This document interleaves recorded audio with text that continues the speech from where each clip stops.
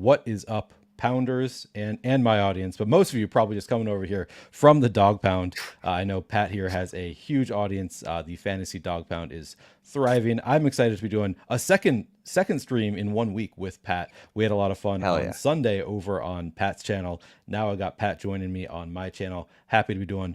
We're going to do a couple more BBM drafts here. So Pat, are you ready?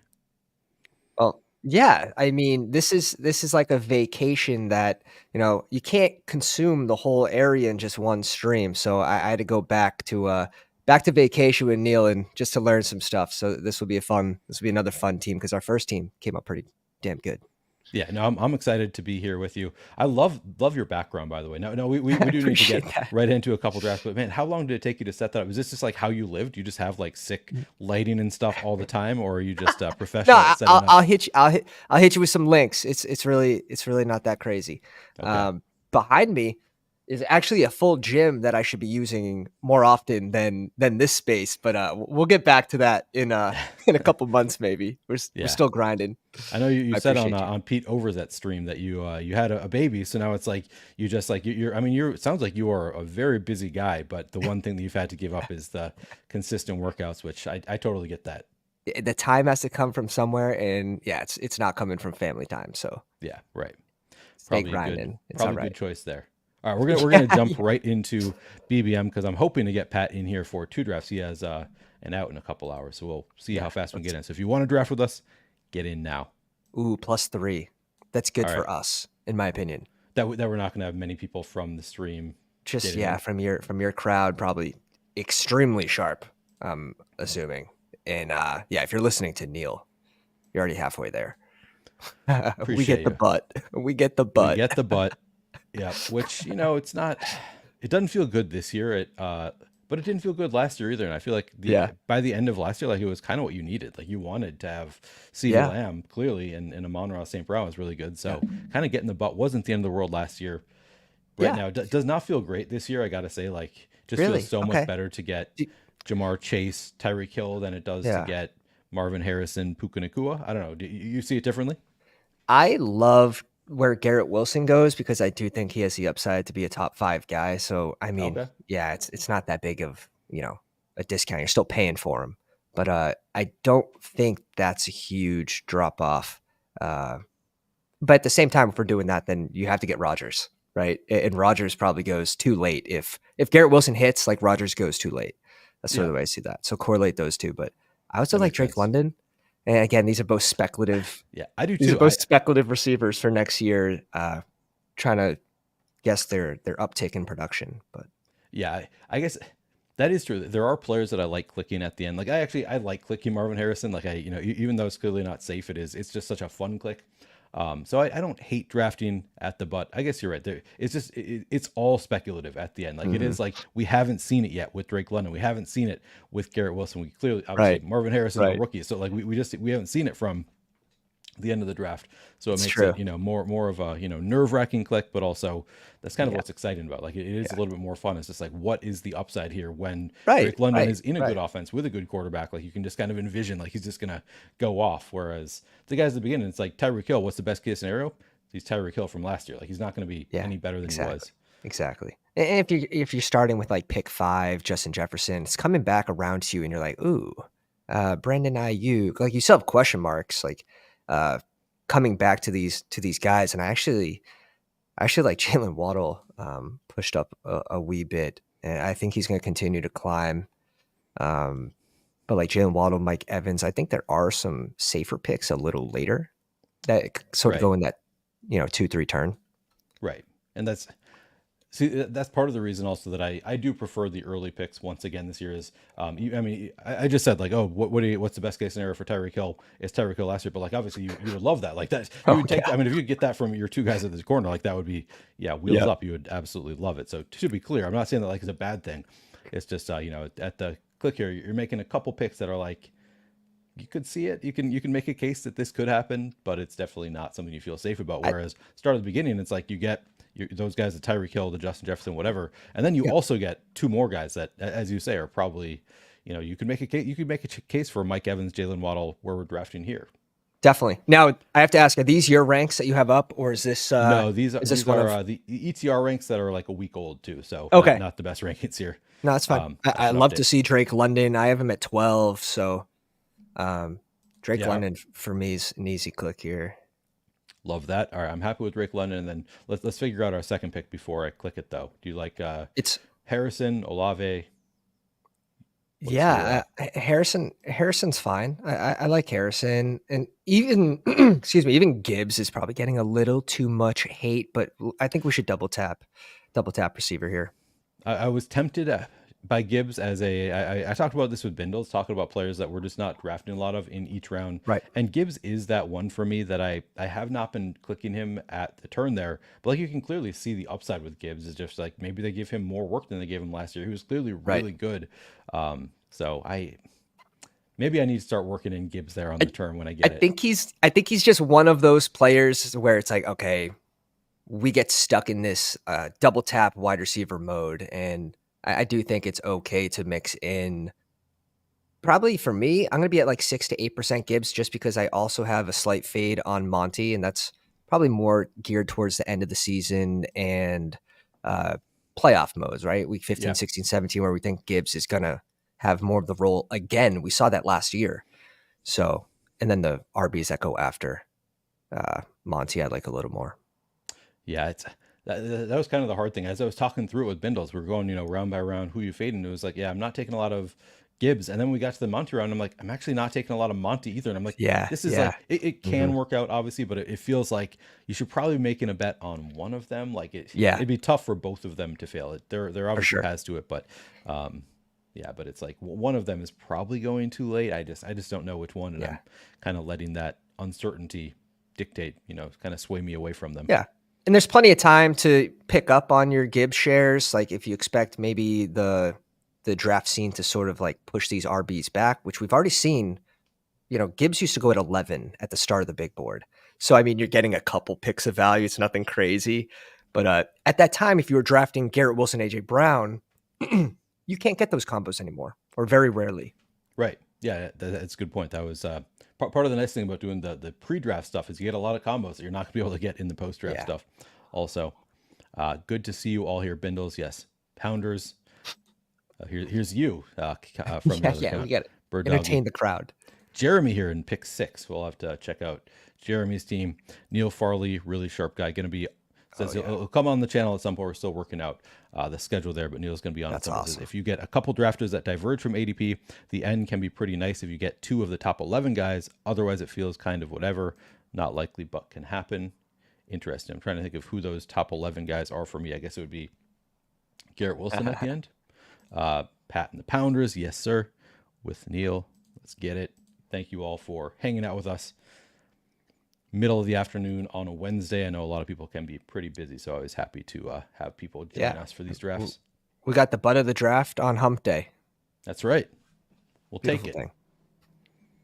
Correlating. Yeah, exactly. We're correlating. It's a sign. It's a sign that this is going to be the winner. I'm gonna label this one the ass team, and it's just Yeah, going to be yeah.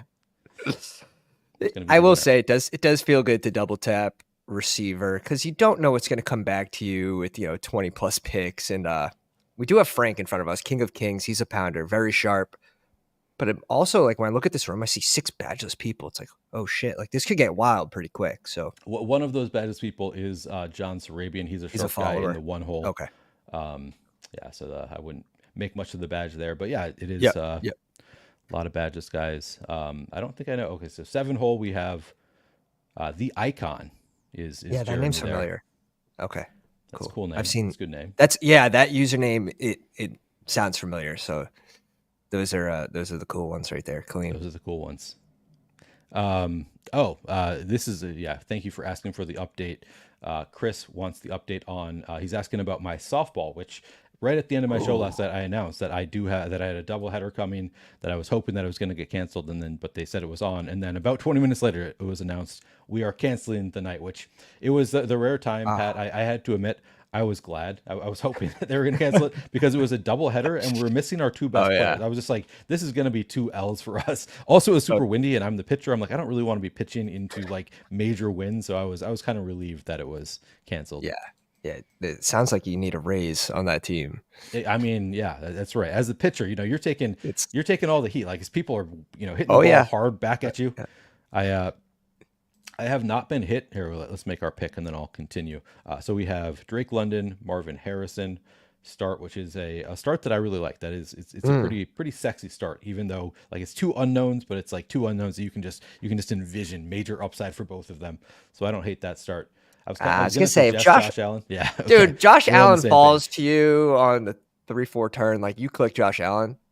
I am a fan of Tank Dell. He's next up for you on in ADP, Yeah, we could do Tank Dell. and if I think you can go Lamar here, I think you can go Travis Etienne. Those would probably be my next two. The tough thing with Lamar is I don't think Andrews is coming back for us, and Zay Flowers is definitely not coming back to us. Hmm. Um, and I hate taking unstacked where it's like you have to force in. We could take a Rashad Bateman or something later. Do you like Etienne? Debating. I don't draft a ton of ETN, but I don't hate it. Yeah, I think ETN is a pretty solid pick here. Do you want to do that? Yeah, we can mix in an RB here. All right. Yeah, the one thing I was thinking is if we did take Lamar or Pittman, even like just like the Hmm. next turn, I was like, well, we would have arts of like Anthony Yeah. Richardson, C.J. Stroud, Mark Hmm. Andrews, like so many potential Kyle Pitts to go with your Yeah. London. So I was just, or even Trey McBride could theoretically make it back. So I was just like, man, Hmm. that could be kind of fun just from a like. These are all these correlative pieces could potentially land with us on the next turn was the in favor of it. But I think Yeah. we still have For plenty of potential picks coming back to For us that we sure. like. And I do like the like Tank Dell and Lamar there instead of like the chalky Flowers and Lamar, because how many teams are actually going to do that? And then you could leverage a good portion of the field if Tank Dell just scores 2 more points than Flowers does, and Lamar still has that big game. Yeah, very true. I guess we So also like theoretically could be building out for Jacksonville here. So like Christian Kirk could make it back to us with that next pick, and kind of mm, correlated with ETN a little bit. yeah. ETN, I think, gets a little bit of hate. I think he's safe in this range. He doesn't feel like a dead zone back. He actually feels like a pretty decent entry point at running back, especially if you're not a believer in Tank Bigsby. Yeah, absolutely. And I'm not a big believer in Tank Bigsby, so yeah. ETN, I think he's a solid pick there. I haven't been doing it a ton again, partially because I'm like I also like Pacheco just as much. Yeah. Oh, I I like love Pacheco here too. James Cook even like almost in that bucket for me. Was Pacheco gonna come back to us? I don't think so. At 60, I think he's like 49-ish now. Is that right? Yeah, you're probably right. He's probably not making it back to us anyway. But that's kind of the reason that I don't take a lot of ETN. But then that's why 46. like when I am on a stream where somebody suggests, I'm like, yeah, this is a good opportunity to get an ETN because I don't want to be Yeah. like the upside is clearly there. I don't want to be fading ETN. It's just I don't take a lot because I'm usually like And I can get the same thing later, which yeah. that's what it feels It's like now. But we don't know what their actual outcomes if are he going to be. has that spike week though in that range and he outscores the +6 -6 that go before him and after him, I think that's where the appeal is. And then you could be leveraging some of those, the Ingrams, the Kirks, Yeah, Trevor Lawrence, or you can lean in and draft those guys too and say this offense is all underpriced and advance that way. yeah. Um, Yes, sir. The Goat collab. Yeah, we are happy to have two in 1 week. We haven't done a Yeah, it's a beautiful single thing. podcast together, and we just do two in 1 week. Start ripping. Beautiful Hopefully, we thing. will do many more to come. Hell yeah. Flannel pound. Yeah, that's a good hashtag for this stream. Like that. How many drafts? I think this is. It's in the thumbnail, and I forget. I want to say this is like my 41st or my 43rd. Okay. Oh, something like that damn. in BBM. Nice. All of them streamed. Nice.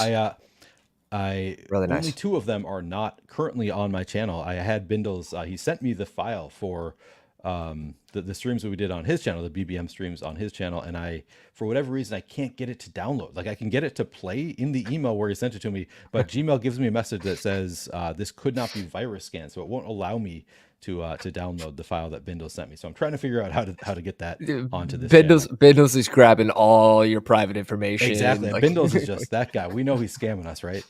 buddy, I just sent him a microphone. And he's like, "Yeah, I live in Canada." Like, oh, shipping's gonna be wild on this.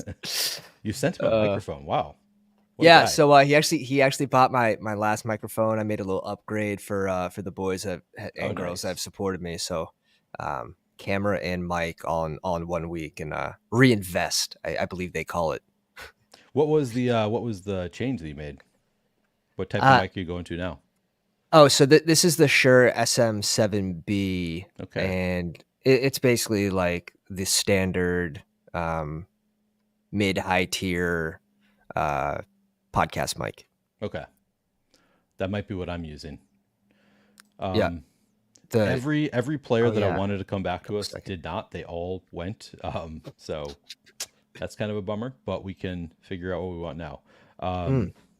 Yeah, this range is ugly. I like Kittle in this spot. I Yep, think we Kittle's probably, the last elite tight end, and and then then whoever you want to go. I could see us going receiver, running back, yeah, whatever you're feeling. You like Cook. I don't know how tied those spike weeks are to Josh Allen.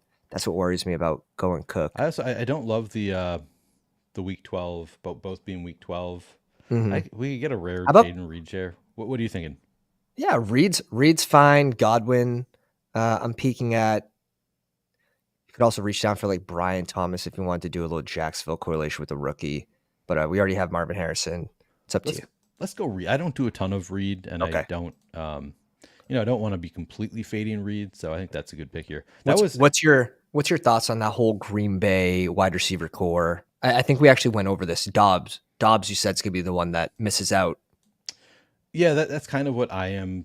That's kind of how I'm drafting. What I'm making the assumption. Yep. I don't think Dobbs is like particularly great. I kind of think it's Jaden Reed probably does have the greatest odds of being the wide receiver one. Christian Watson also just like a big spike week guy. Also, if he can just stay healthy, I think he could like Hmm. he'll be in contention for wide receiver one.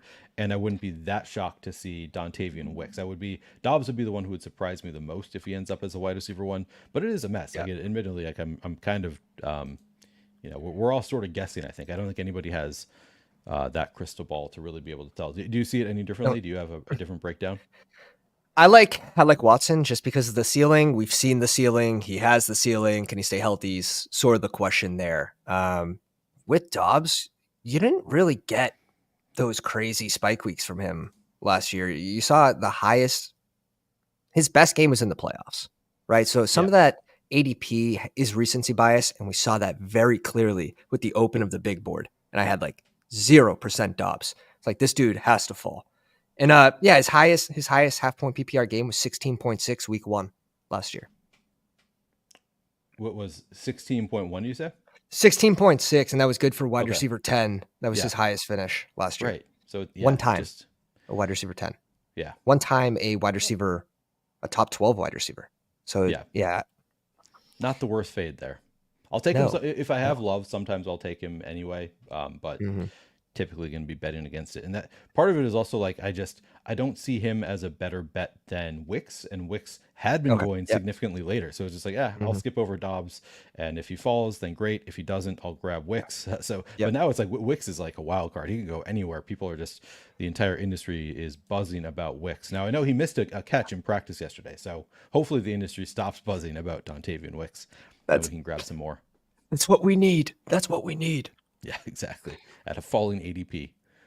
It's funny. I am trying to mix in more Watson, and I am making the bet on Reed where I'm gonna be in that 8 to 10% range. I don't feel great about it. I don't. Like the ADP seems expensive, but I do feel he has the best chance to be the wide receiver 1 over there. So um Yeah, it's the snap counts that really throw me off in this offense.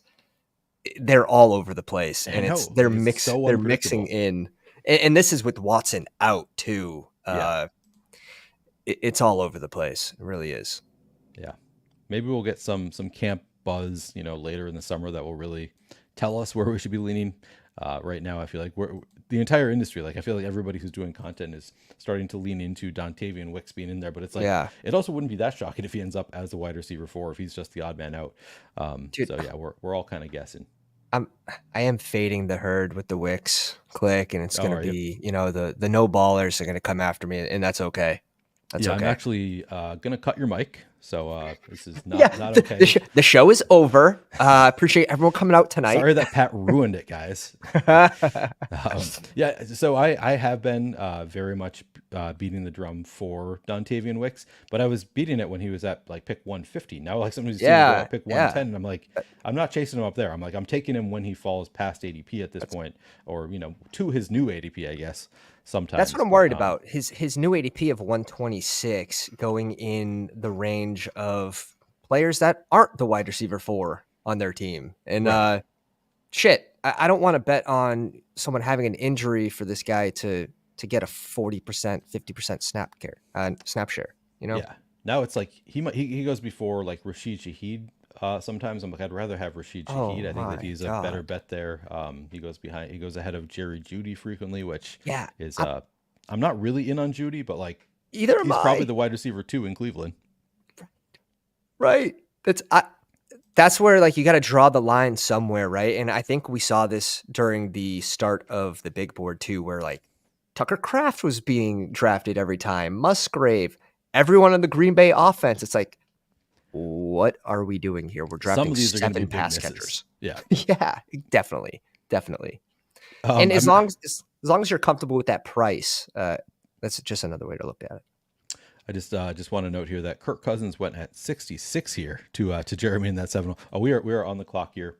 Sharp. So with all of these quarterbacks going, I kind of want to lock in Love. Would you be Yeah, okay with that? yeah. Love over some of Or these guys makes me or we could question, go but it's Ferguson Prescott. Ferguson. Yeah, You yeah, want to do that? yeah. Yes, yes. 100%. Yeah, let's go Ferguson Dak. 100%. You're seeing Joe Burrow fall to like 92, 91, 93, that area of wherever Chase is drafted. I've seen it a ton in the last few days. Yeah, And of course, like none of it goes to me, but right. I never get that faller. oh my God. Like you're making the bet on T. Higgs, you're making the bet on Chase. Same thing with Rodgers. We're making the bet on Wilson paying off 12 overall. Like people aren't leaning into the QB being successful, and you need them to be anyways. So Right. it is interesting to see Burrow fall Yeah. to the 90s. Yeah, that is kind of nuts. I don't hate Dak over Burrow. I think that's kind of a fair. But I want to point out part of the reason that I wanted to get a quarterback there is Drake London was our first pick. We just saw Kirk Cousins go at 66, which Yep. Jeremy says that was he got timed out. It was not an intentional pick, but he ends up with Kirk Cousins there We at. appreciate you, So Jeremy. he's out for us. Marvin Harrison was our second pick. Kyler went Yeah. already. Tank Dell was our third pick. CJ Stroud, I thought might make it back to us. He goes at Right. 53. So just like Running out of we're stacking just losing partners. all of our stacking partners in a hurry Yeah. there. So it was kind of What, Dak with Ferguson, or we could have gone what's Love. nice is we could still bring in like Brandon Cooks, Tolbert with Yeah, Dak, and you're leveraging CD Lamb maybe in that 1 week slate, week 17, where maybe Ferguson gets the touchdowns. yeah. Maybe Brandon Cooks gets the 3 for 82 and a touchdown. Yeah. Continuing to just go over chat a little bit. Tyler says CD. I think he was saying Amon Tyler, Ra what's and up? CD was chalky, but still was needed on the winning lineup for what it's worth. It was chalky. It Yeah. wasn't actually needed. I wouldn't say that that's true because Devonte Adams, I think, outscored maybe both of them. So like, Lamar he was QB1 with like 36 points. yeah. So I mean, it definitely worked out. Like you were happy if you Yeah. took that. I had a lot Yeah. of that pairing. Obviously, we loved it even independent of the week 17 game stack. Like it was just like Right. those were the guys going to the turn already. I think before we knew the schedule. So it just that Yeah. one worked out really smoothly, and of course, it worked out in the end. It, you're actually Megan. you were tricked by the week 17 Amon Ra Lamb stack when the people that went Lamb and Devonte Adams and they leveraged the field that was game stacking. Yeah. That's what really hit. And I had 2 of those in my finals pods. Yep. Unfortunately. That was Jim Waller did that. He took down a tournament with that particular stack. So it was like, yeah, just I mean, but you obviously you were not hurting if you took that stack. You're pretty happy with the way they both did. Absolutely not. Absolutely not. Yeah, me neither, Jared. As you can see, just wearing the I got to rebrand myself as Nice. a V-neck guy in the summers because I love me a V-neck T-shirt. Just super comfortable in the summer. Yeah, so no. You need no to come flannel out with your today. own flannel line. We were talking about that yesterday. That I need to come out with some Damn. merch with some new flannels. Maybe throw the best ball V-neck whenever emblem V-neck on there. t-shirt flannel. V-neck t-shirt flannel. That's it makes zero sense from a It's like it's comfortability okay. standpoint, It's okay. but you're Just right. get You're right. Hayden Winks a free one, let him rep it, Oh and you're yeah. good. You're going to the Hayden moon. could sell my stuff. That's true. That's a good idea. Uh, all right. Now, just trying to look what we have. All right. Jaden Daniels went. He's, of course, one of my favorite picks. John takes him at the other turn. Damn Yep. you, John. Brock Purdy Yep. goes at 106. He Purdy was another just one goes. I was Yeah. going to suggest him potentially. All right. We You get are some on late the clock stacks. here. All right. So if I sort by ADP, it would be Caleb at the top. We don't have any Bears. Do you want to Yeah. go running back here? Want to go Oh another yeah. Yeah. receiver? We can go.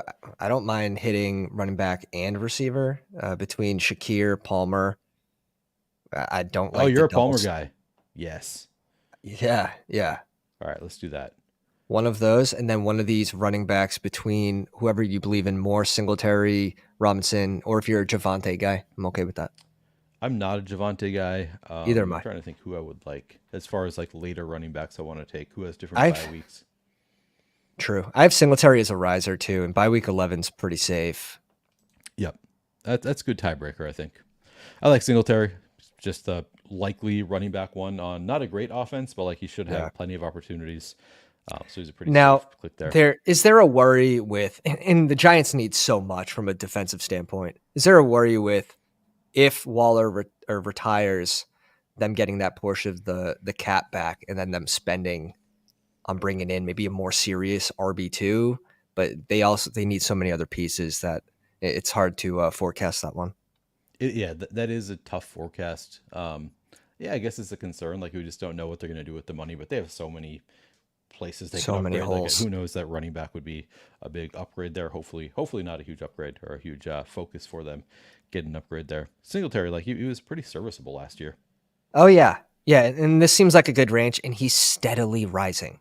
He's Yeah. steadily rising all the way from like 126. I have him ranked in like 99, I believe. Um, I also have Brian Robinson ranked up higher than Javante and some of these other guys.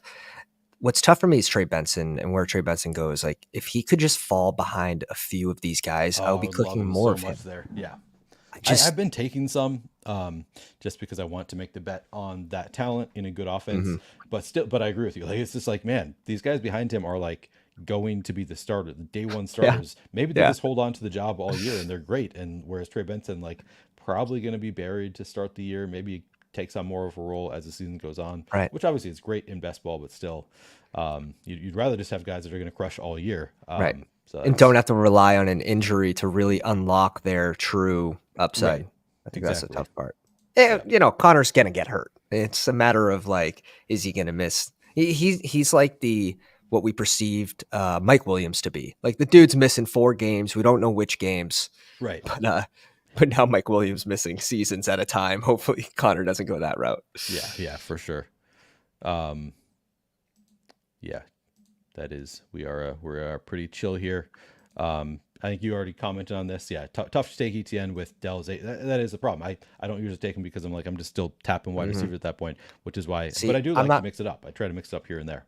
I'm never going Zay Flowers without Lamar because of those spike weeks just being so heavily tied to Lamar spike weeks. And Yeah. if you go through the games, there's one game. I think Zay Flowers had 3 games as a wide receiver one. One of them, he gets there without Lamar having a QB1 overall week. And it's because he had a rushing touchdown. I don't want to bank on my receivers getting rushing touchdowns. Yeah. So I'm okay with Zay Flowers, but it has to be bringing in Lamar, and I think a lot of teams are doing that. So Are they really at the 2-3 turn? You think team or yeah, I the see 3-4 I, turn? s- I guess. I see a lot of reaching up for Zay Flowers for the stack. I've done it some. I thought it was a more unique thing. I didn't realize a Yeah, lot of people are doing it. I mean, it makes sense. Like it's not that much of a reach, and it feels pretty fun to click Lamar there and yeah. say Flowers. I've also sometimes done reach for Lamar with Mark Andrews. Like I don't know. hmm It's a fun stack to get out of the way early. But yeah, if a lot of people are doing it, then not as fun. I can Uh, pull up. So it's the weeks that Zay Flowers went off for, and he didn't even have like a top 3 receiver week. Yeah, he was wide receiver 7 and wide receiver 9, weeks 14 and 17. Lamar was QB1 both of those weeks Yeah, overall. yeah, So pretty correlated. it's tough for me. It's tough for me to go Zay Flowers without Lamar. That's all. Jared, enjoy talking to the sun. Oh, taking in the sun. I see. I Oh yeah, misinterpreted which sun he was talking about there. Enjoy your outside time, touching some grass. hell yeah. 2v2 Zay and Cook versus ETN Reed. That would be Zay Cook for me.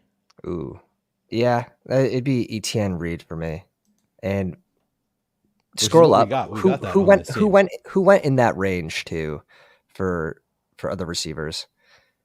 Coleman, Jordan Addison, uh, Worthy, Ridley. So if like Ridley falls to us, I think it's like no. And Yeah, some people have Ridley as a faller, but I don't mind him mid 60s or early 60s. I think it's pretty similar. yeah. But Oh, we are up in the next pick. yeah, I Brandon Cook sticks out to me as a stack. Yeah. At what point do we just go Trevor Lawrence and Gabe Davis? Trevor Lawrence, Gabe Davis is a stack right there, Do and you want to he's do it just right going to now? one Do we one just pick thirty those two. two? 132 is where I start like. Do we go Cooks or do we go Lawrence Davis? What do you think here? I think Lawrence is a great advance rate piece. If I you're think Lawrence Davis actually makes more sense for us here. yeah. We also Um, have ETN. and again, part of the reason that I like that. I mean, yeah, we could have just stuck with Lawrence ETN, but I don't love that. So I think I prefer Davis over Cooks on this team just because I want to have at least one receiver with my quarterback. Yeah, Typically, like for sure. ETN, could be the stacking partner, but I usually like to get Yeah. one more primary pass catcher. Again, going back to why I thought, why I think, and maybe this is your reason. Also, part of the reason I like the pick there is that quarterbacks have just been going ahead of ADP pretty frequently, or like most of the quarterbacks that we would potentially want are gone. Even we took Josh Palmer, and I thought we might be able to push Justin Herbert all the way back to Hmm. us at 132. He's frequently a faller, but he Yeah. went ahead of ADP unstacked. So it's kind of like Yeah. a lot of our outs are just like they're gone. So it made sense for us to Stacking grab a partners are guy. disappearing. Going Dak Lawrence, I'm very comfortable stopping with those two. We get Lawrence at a value. Uh, like, at what point does Trevor Lawrence? Do you just take him without any stacking partners and be like, okay, 132? I'm just going to use this guy as a good advance rate piece, and I'll lean on my other QB for maybe the week 17. Yeah, I mean, so for me, it would be past 132. Like I'm still not taking him totally unstacked. He theoretically he has rushing upside, but he hasn't shown it enough Hmm. that I'm like really comfortable taking him naked. So I'm always trying to force on stacks regardless. But I think that is a fair point. Like there is a point where it's just like, yeah, Trevor Lawrence, and maybe he just spreads the ball around enough that none of his receivers are slam dunks. So you're right. There is a point where it gets there. I don't think 132 was there yet for me with Trevor Lawrence. Interesting. Maybe Okay. the following turn is where I'd be like, all right, I don't care that he's unstacked. I'll take him here. But yeah, for me, Would 132 is not quite there yet. cooking any Parker Washington? I have not been. That would be something you could do there. If you wanted to take him 132, why not throw Parker Washington? He showed a little bit last year. I've been mixing it in. I like him more in those contests that fill fast because the Yeah, time box of like, okay, you can't get him now. Maybe we agreed. get new information that Gabe gets re-injured. Now you're looking at the wide receiver 3 for that team. So I like it a little better in different contests. BBM, I think we could wait on it, but Yeah. Wait, what are you saying, Travis? Got to catch up to 83% Chase Claypool exposure, or we're all dust. What do you mean by that? Who's I drafting? think that's hit him with the gritty. The hit him with the gritty. I'm not familiar. Oh, okay. Well, I'll tag you. I'll tag you in his exposures All later right, today. all right. On He has 83% Chase he's a good Claypool. dude. He takes so much. He takes so much heat, but he has some takes. He He could has be a some good takes. I dude who think he just likes has it. some bad takes because he is. Yeah. I think Chase Claypool is like. I draft some Mac Hollins. I'm Okay. not taking any Chase Claypool. Yeah, it's tough. Claypool's tough. Yeah, he had a great rookie year and just is not really. I drafted him some last year. I Yeah. just hadn't shown Yeah. us anything. Dude, wasn't that with like Big Ben too? Yeah. Not I last year. believe Was it? Oh, you no mean his rookie year? Claypool. Yeah, Like yeah. Oh, it Claypool's was. rookie Yeah, year was with Big Ben. yeah. It was a It long was time all ago. touchdown upside. Yeah. All right. So we have Dallas, Jacksonville, both single stacked, which not my favorite approach, but ultimately I feel pretty good about this team. I think that we've You're kind of comfortable made. stopping at two QBs, right? Yeah, I Yeah, am. because we're gonna Yeah, have to with these catch up at two. RB. We're done at tight end. So again, we're saving a roster spot on the back end where we could use as like a RB dart. Yep. Yeah, And exactly. we're not sacrificing at receiver, which is, in my opinion, the most important. So I'd rather an ugly looking RB room than yeah, Chandler, Algier, Gibson. I would double tap RB in this range personally. Agreed. I like Chandler. Um, what do you think? Do you like? How about Gibson here? By week 14. Does have a different bye week? Yeah, that's nice. We don't know how New England's going to use Gibson and Stevenson. And you would assume that Gibson would eat into that third down role. So we should have a relatively safe floor with kind of the clear outlook as if there's an injury to Stevenson, that Gibson would be the guy, which that's what you're looking for, especially in early June, early May. That's why I like the Gibson click early and often this offseason. I do too. I've been doing a good amount of Gibson. I kind of like a lot of those. This kind of range. I like Gibson. I like Jaleel McLaughlin. I like Mm. Khalil Herbert. There's just a bunch of these Are you not worried about Estime at all coming on, maybe stealing a red zone type somewhat. role? Yeah, I'm a little bit worried about Estime. It is like Is he a Jaleel tank? McLaughlin's role is definitely a little bit uncertain. I like the quotes coming out yesterday from Sean Payton on the Coach Speak Index. What Mm-hmm. was quoting Sean Payton on Jaleel McLaughlin, just like, yeah, he's the hardest worker on the team. He shows up early, he stays late, just kind of all this stuff. And like he said, he's always hounding me for like different routes and stuff. And so it sounds Yeah, like he's really, trying to make sure that he still has a big role on the team, good. trying to expand his role on the team. Now, you could say that about a lot of players. I'm sure like the fact that the player really wants to have a big role doesn't mean they Is he get there. showing up But because he needs to show up early? But no, right. I mean, yeah, yeah. I do like, because you said earlier you do have a fade on Javante, so you're sort of leveraging that with McLaughlin, and Yep.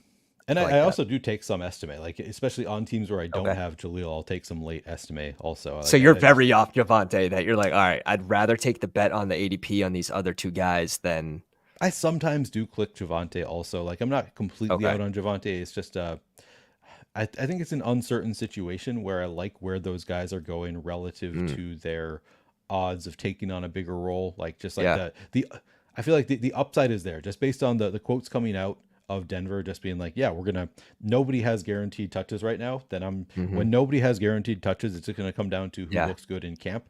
I'll take my bets on the guys who are going super late.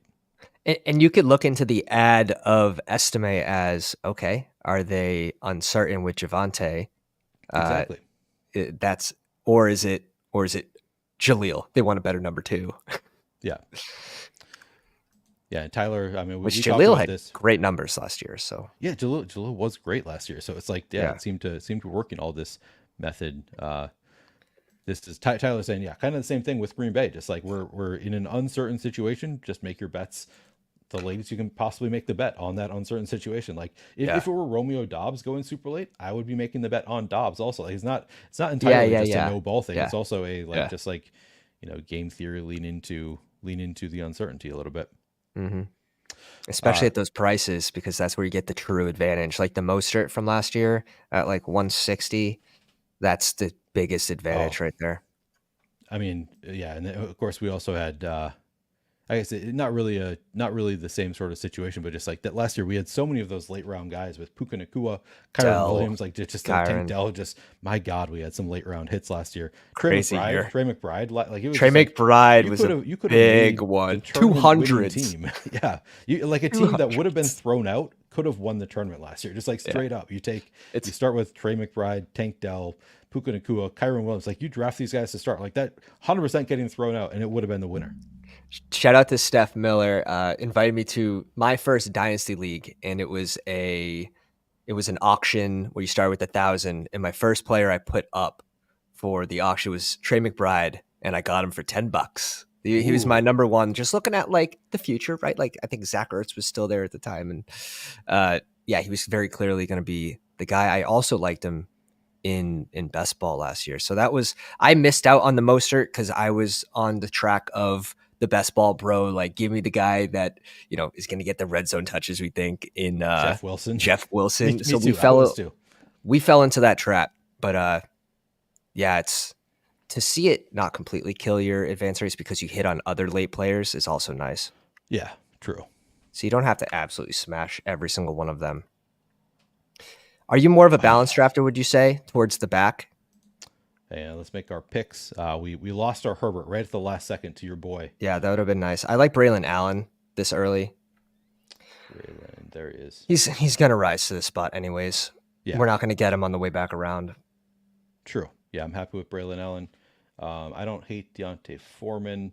I've been could go P Ryan, could go CEH, or let's take a How look at the other about positions. how about who's there for receiver?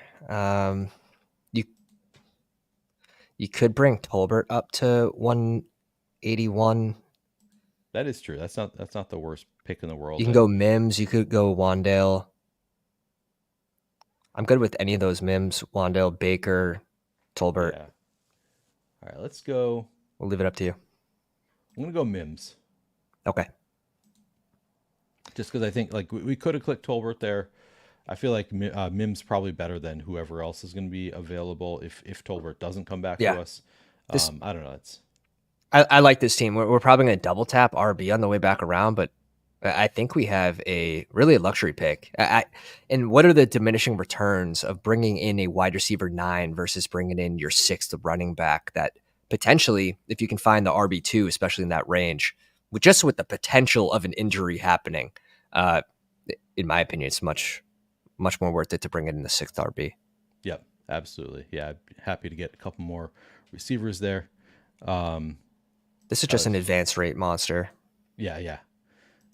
Star Method Strikes again. Yeah, that was the Kirk Cousins pick. I think he's referring to.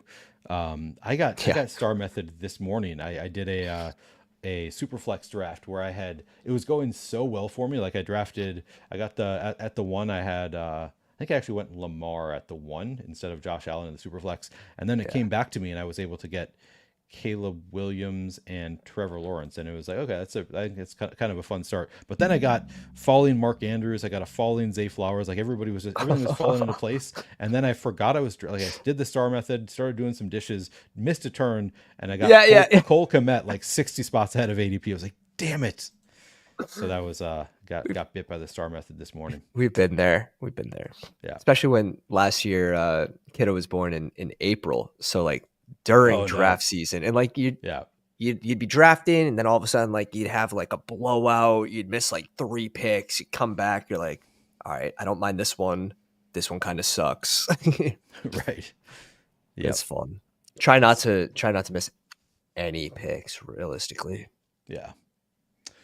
Tyler thinks we made a mistake skipping on Love there since we made the big bet on Reed. But what if Reed is just the wide receiver 1? It's not that big of a bet though.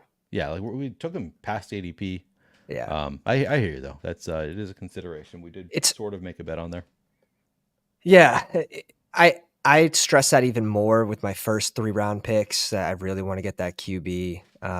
Reed, he could just be an okay pick for the range, and that's sort of the way I'm looking at it. Look at the splits.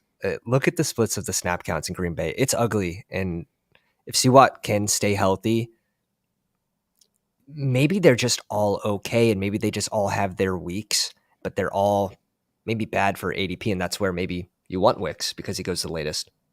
Yep. Master Beta takes Jalen Tolbert off our hands. Master Beta 69. Good for you. We should have known. We should have known Master Beta 69 was going to get us. Yeah. See, you got to read the names right when you jump in, because that's a dangerous man. This man is here to snipe us. Master Beta 69. Yeah. Keep the hand on the wheel, sir. Bindos is threat. He's going to start the cutoff verse. I like that. That's if I had the guns, I would also be in cutoffs full time. Back when I was a younger man who worked out a little bit more, I was in cutoffs a lot more frequently than I am these days. But yeah, good good luck with the cutoff first. That probably easier to sell the merch than a flannel. Like more people could use a cutoff, I think, than a flannel. It's tough selling flannels in the summertime. You really have to be a professional level marketer. Yeah, Jared Silk, liked your silk idea. flannels. It's Yeah, silk on the inside, flannel on the outside. that sounds super hot though. Like Yeah, like it's hot still in hot. terms of like you're gonna be not. I mean, sexy too. So like hot in both senses, I guess. Yeah, it's good. But also just like really warm in the summer. Flannelsy So football. look at this run of 0 RB. This is maybe all the way to Oh tank. yeah, 12, 13, 14, 15 picks before running back. I feel like that's probably the latest without ever like taking note of it. That just seems late. yeah. Man, What look at them. RBs are we looking at here? Maybe this is why, because none of them are at the top of the board. All right, so if I sort by ADP, it is Tyrone Tracy, Roshan Johnson, Eli Mm, Mitchell, CEH, Keaton Mitchell, Madison, this Estime. guy's going RB, I think. He's got 3.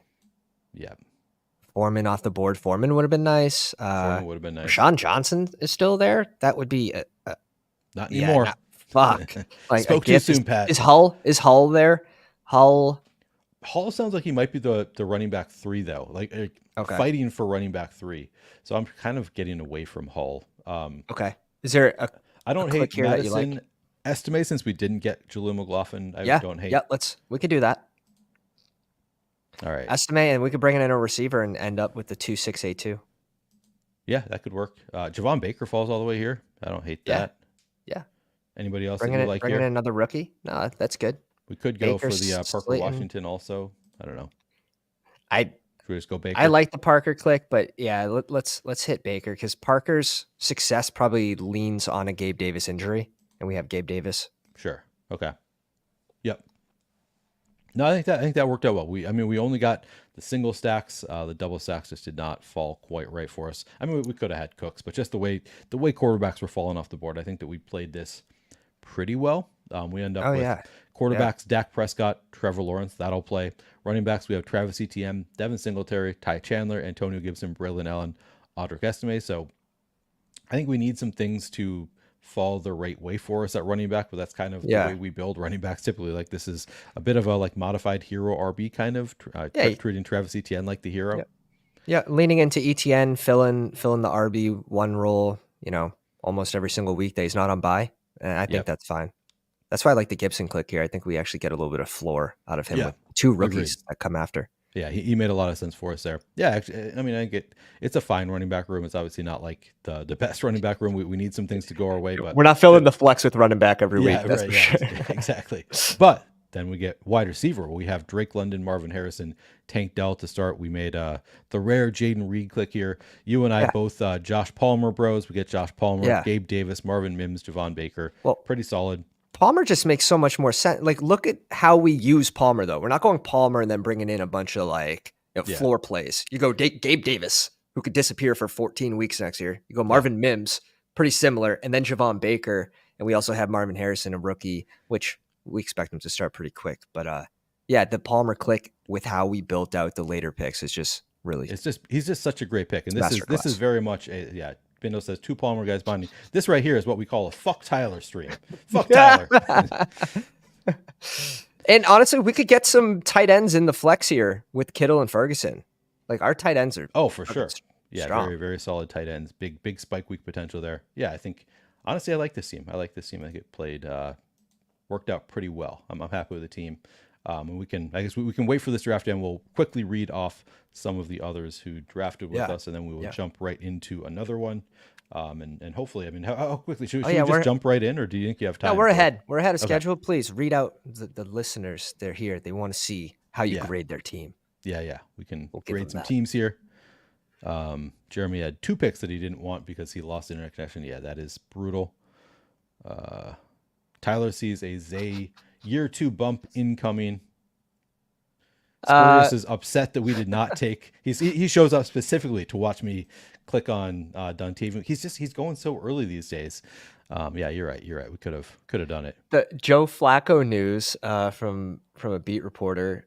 Joe Flacco took first team reps today at Colts practice and ran the 2-minute offense. Well, that's concerning. I mean, he's not gonna win the starter job, No, right? no, but he's such a great like insurance QB to have as QB2. It's just great insurance for Pittman. It's great insurance for Downs, AD, and maybe Jelani, Yeah, right. especially JT though.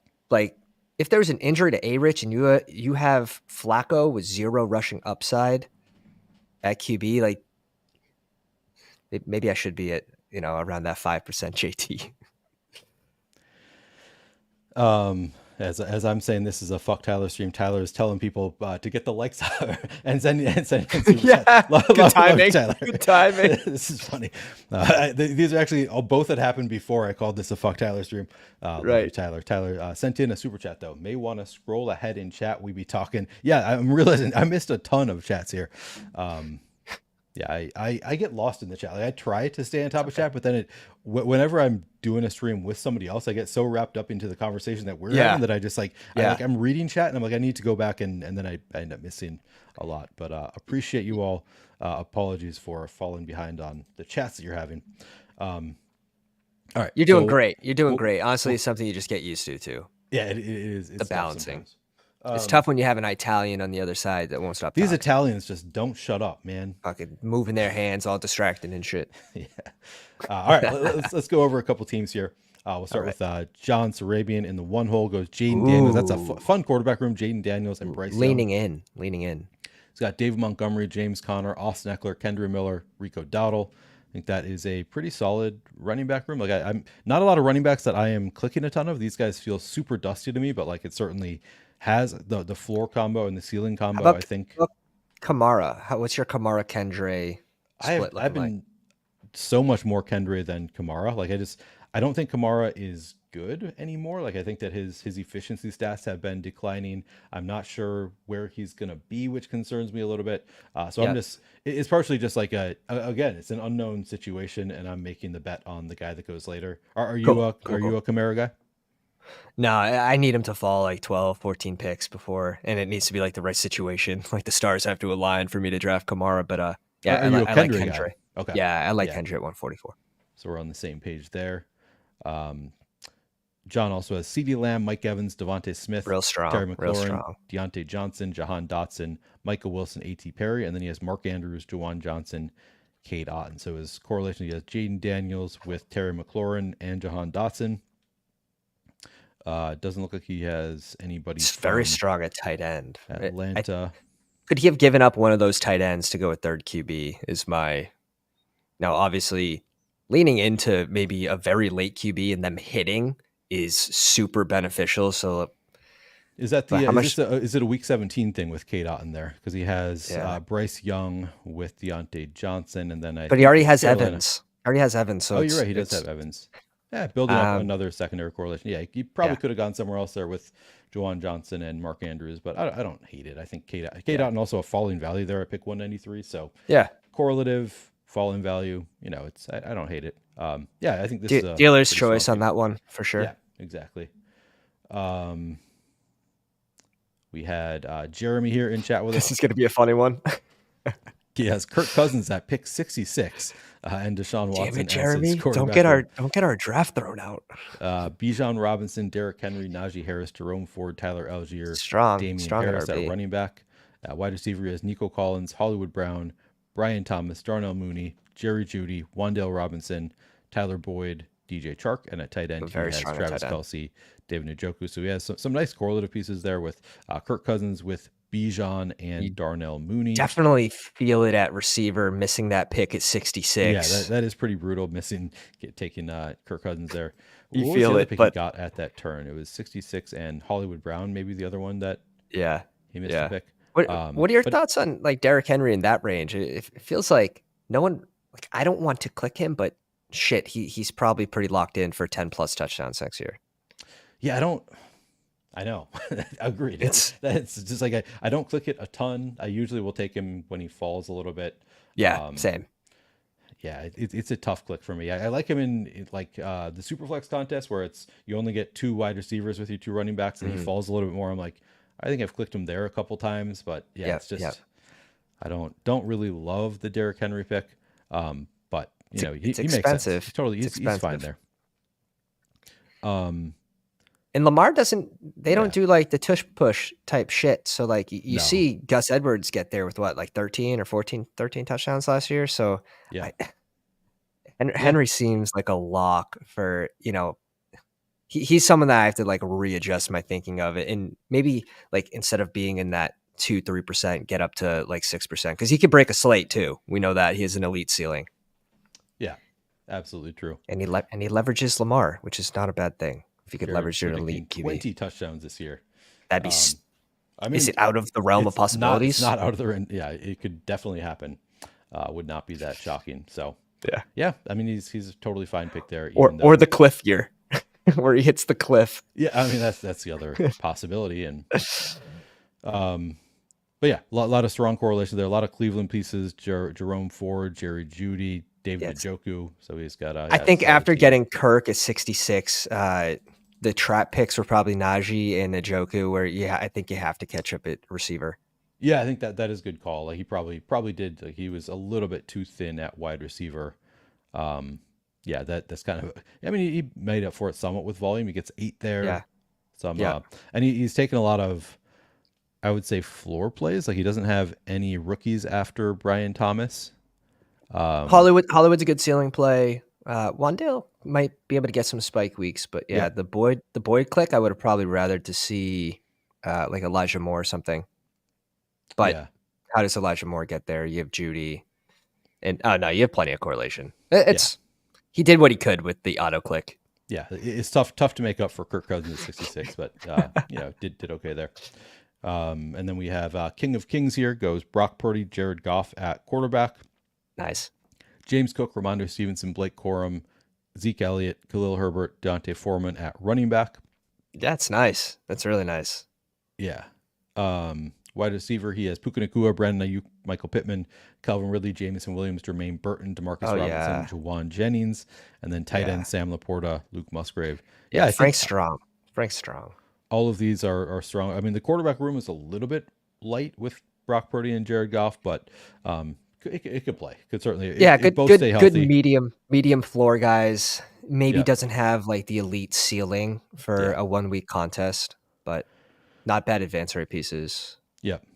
And of course, both playing each other in week 17.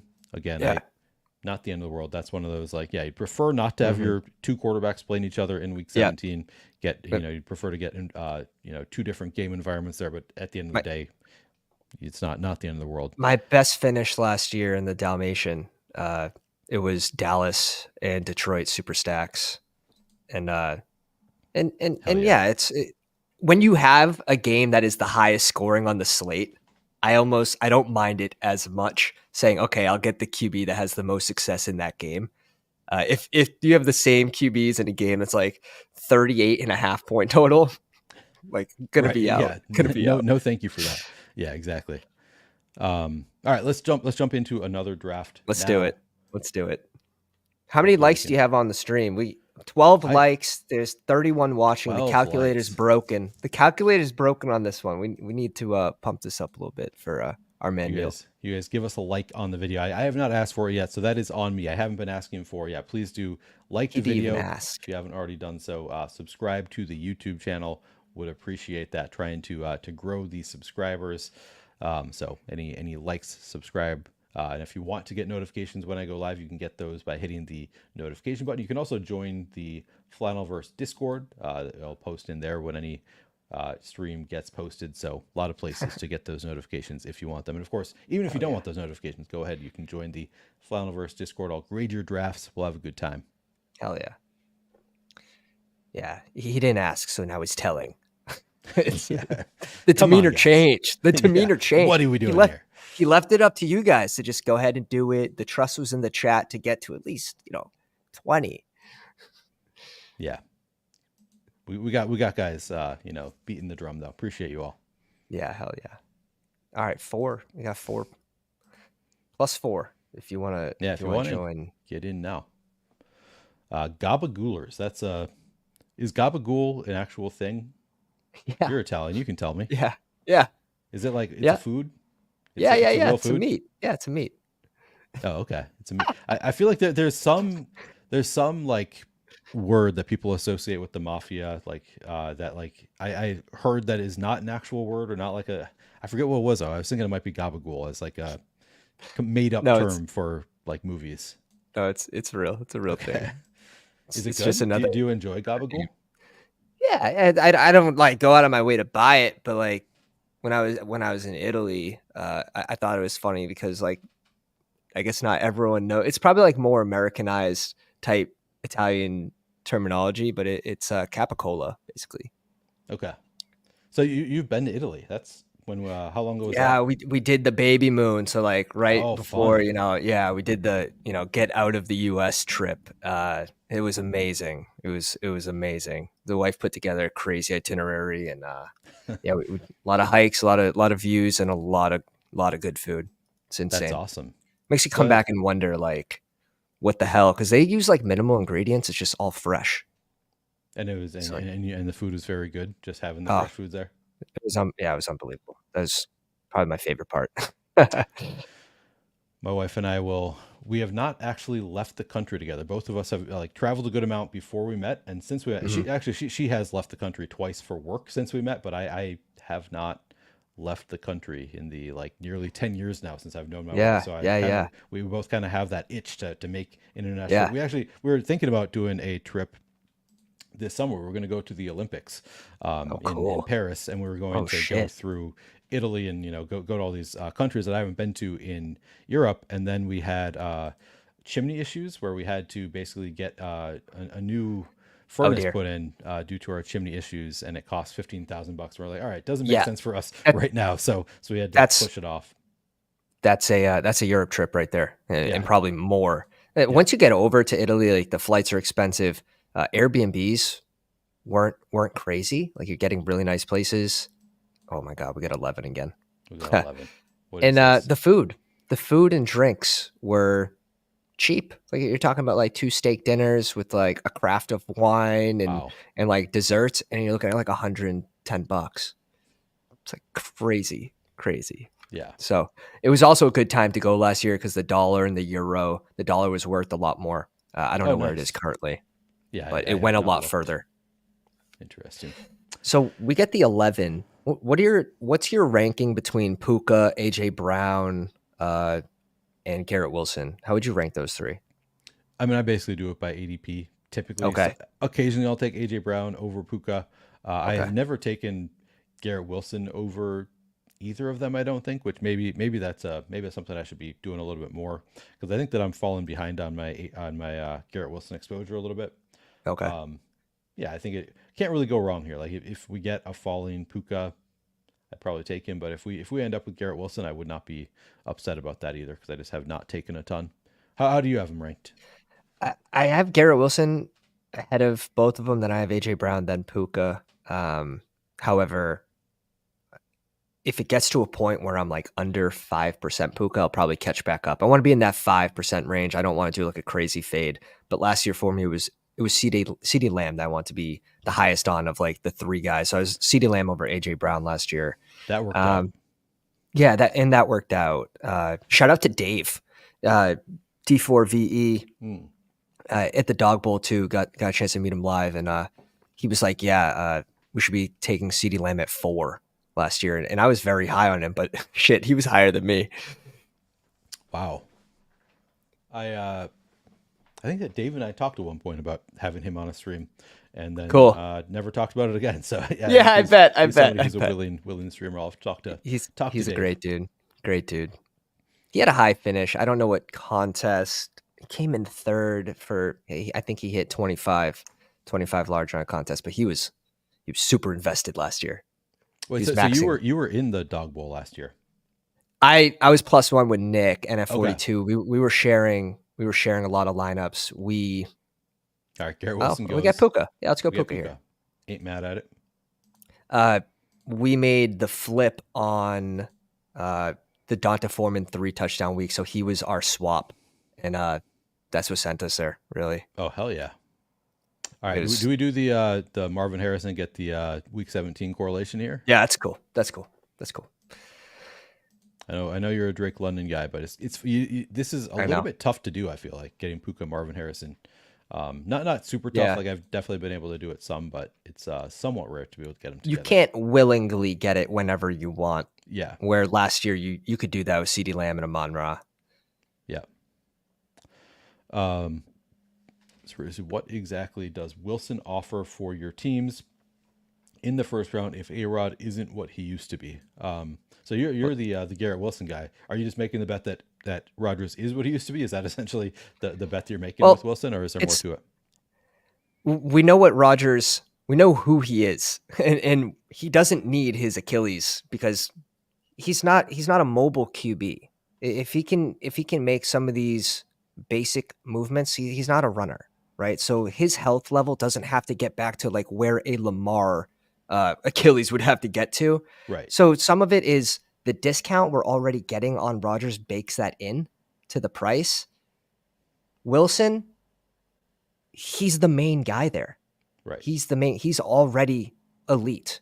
He just needs a QB that can throw a tight spiral into tight spaces and maybe not even tight spaces. Like he separates. So some of that is, yeah, you have to lean into the health of the QB, but I could see a top 5 season from someone in this range where when you get to Ayuk, like some of these guys, how far can you push him down is the question. Can you put him behind Marvin Harrison? Like, can you put him behind Devontae? I mean, Adams is elite. Any season he could have a crazy elite season. Yeah. Behind Drake London, like how many spots are you going to push him down? Yeah.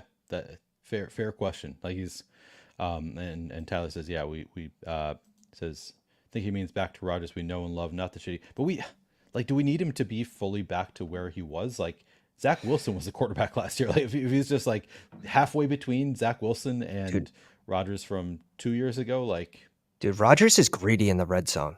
Like if you yeah, ever seen this guy play, he throws the ball a shit ton from the 4-yard line. So uh, if there was more target competition there for Garrett Wilson, I'd be a little more worried, but there's not.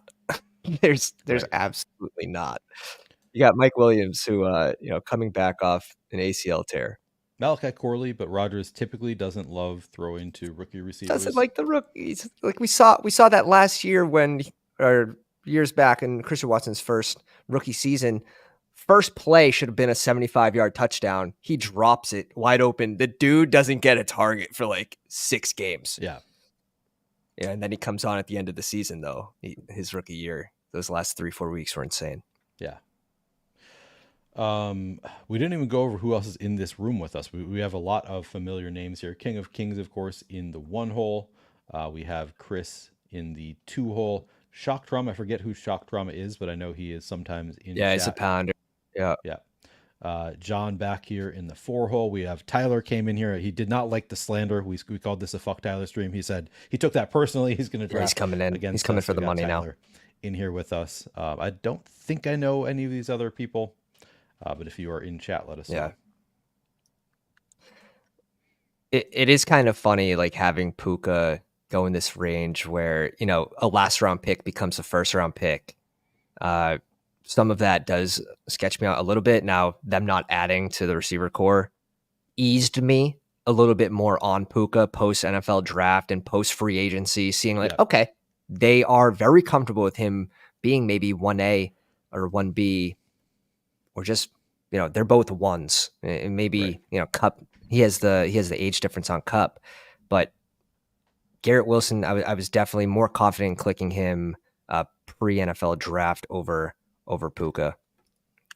Puka was just so good last year. Like it took me a It little was while to come insane. around to it, to just like, because it felt a little bit fluky all of last year. Like it was just like he's got to come back down to earth at some point, but then he just didn't. And now it's like I've had to like readjust my mindset to like, no, this is just who he is. Like he is just like Yeah. probably Yeah. the alpha receiver there. Maybe like even with Cup there, like he was really good. So I think he's still There was probably the alpha receiver. Cup a year older, having some health issues. there was one game where they like pressed him on the line and they're like, there it is. He's weak. And then like Right. he popped off. Like, so yeah, and part of it's Staffy, right? Like a pocket passing QB. Yep. He's not going to get there on the ground. And I mean, the running back was still, Kyron still helped that offense tremendously. But Staffy is a 1,000-yard creator for receivers. Yeah. All right. Very Cup friendly goes. for receivers. All right. We're coming up next.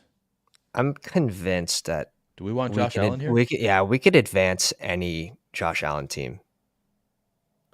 All right. Josh Allen with Tank Dell, Josh Allen with T. Higgins would be two I'd be looking at. All right. Well, we'll do the Josh Allen part to start. See what. What's the Kincaid? What's the Kincaid ADP? He's in like the 40 range, 50, 50.4. 50. Yeah. So He'd be a little bit of a reach we would need here. a slide. We would need a slide on him. Yeah. I wouldn't go Kincaid right now. Do you like Dell here? Do you like, make the bet that Higgins gets traded to the Bills? I don't think that's happening. That'd be crazy. Yeah. Dell or Higgins, I'm good with either or. We went Dell last time. We did go Dell last time. All right, let's go Higgins. Yeah. That's a good click. I think this is a really solid start. I just don't see a world in which like T. Higgs is not playing football next year just because the amount that he's going to be playing for. And then do they trade him? We've seen people get tagged and traded. It happened with Tyreek Hill. It happened with AJ Brown. The situation really has to be toxic though for that to happen. In Cincinnati, anytime you have Burrow with Chase, they're going to have a chance in the playoffs. And Burrow's like Mahomes' kryptonite. So we need Burrow. Yeah. Chris watched those bye weeks. He had he had double elite quarterback last night, I believe, both bye week 14 and for yesterday afternoon, I guess. Now, can we get Burrow at 80? Would that be 87? Can we get the Burrow slide to us? So this is I mean, I guess we have outs here. So we have Burrow. We also do have Marvin Harrison. So Kyler or Burrow both would feel really great on this team. We don't really need either of them with Josh Allen, but yeah, I think theoretically, I mean, 83 would be probably where we at that. If one of them falls to 83, I think you take them. It's the old like, can we find our advantages at the running back, tight end, wide receiver position over the other drafters in this room while still investing a good amount at QB, where like you typically wouldn't need to, but if you think you have that small edge or however larger edges on the drafters in the room, then you can sort of do a little different things and it won't necessarily hurt your advance rates too much. Yep, absolutely. If you can catch up. I know you did another stream. You've been doing a lot of content on the weekly winners. Yeah. How did that go? How are you feeling about have you been doing a lot of weekly winners drafts? Yeah, I pumped out about 25 of them. And again, when that first puppy filled and I didn't want to be drafting a ton of BBMs in May, I then went and did that research on the top 10 teams each week, weeks 1 through 17, and pulling that data for the top 170 finishes basically. And it was mainly because I didn't want to waste a bunch of BBMs in May. So we dove into the data there, pulled out like 22 data points and been putting it into action. And those teams have been coming out very, very fun. And shout out to Meg Shoop. She joined me last night for a weekly winners draft. And people want more content for weekly winners. It's one of those, it's a one-off contest that's still not figured out. And there are small edges that, people don't yet know about. So one thing that I really want to dig into, and maybe you can't really do it without the full data set. So I know you're working with limited information in what you're digging into, and you're doing a good job with that limited information. What I want to know is like, how much are people going away from the beaten path when it comes to like ADPs? Like how often are people falling into like from a like combinatorial ownership? Like my assumption is that combinatorial ownership is like the biggest lever we can pull in weekly winners to get a big advantage. But I really especially want to see earlier the full data set. Earlier the better too, right? Because you're leaning on those guys to have that spike week. So instead of going next available at ADP at receiver, if there's 4 people in that tier, you just take the last one. If that's going to be the lowest owned combination, maybe you're leveraging 90% of the field just by doing that one click. So, and you're leaning in on those early guys too, having those spike weeks, getting into your lineup. Yeah, it's a fun format. I've of course Dalton Kincaid goes. I was hoping for the fall. Yeah, it was close. Yeah, 3 tight ends. I know Back to back. It's tough. It was unlikely. It was unlikely he was going to fall to 59. But This, you always cross your fingers and hope for the best. so what do you? This is probably going to be zero RB team, or maybe Cooks falls to us. Yeah, Yeah, Brandon. Weekly winners is 20K to first per week, and the contest is like 40,000 entrants less than last year. It's a big deal. oh, is that It's a right? big deal. Yeah, Hell yeah. Brandon. Yeah, James Cook falls to us. We want to do that. Uh, I I'm mean, I'm not a big James Cook guy. If I'm going to bring him in, it would be with Josh how do you Allen. feel about Pitts here?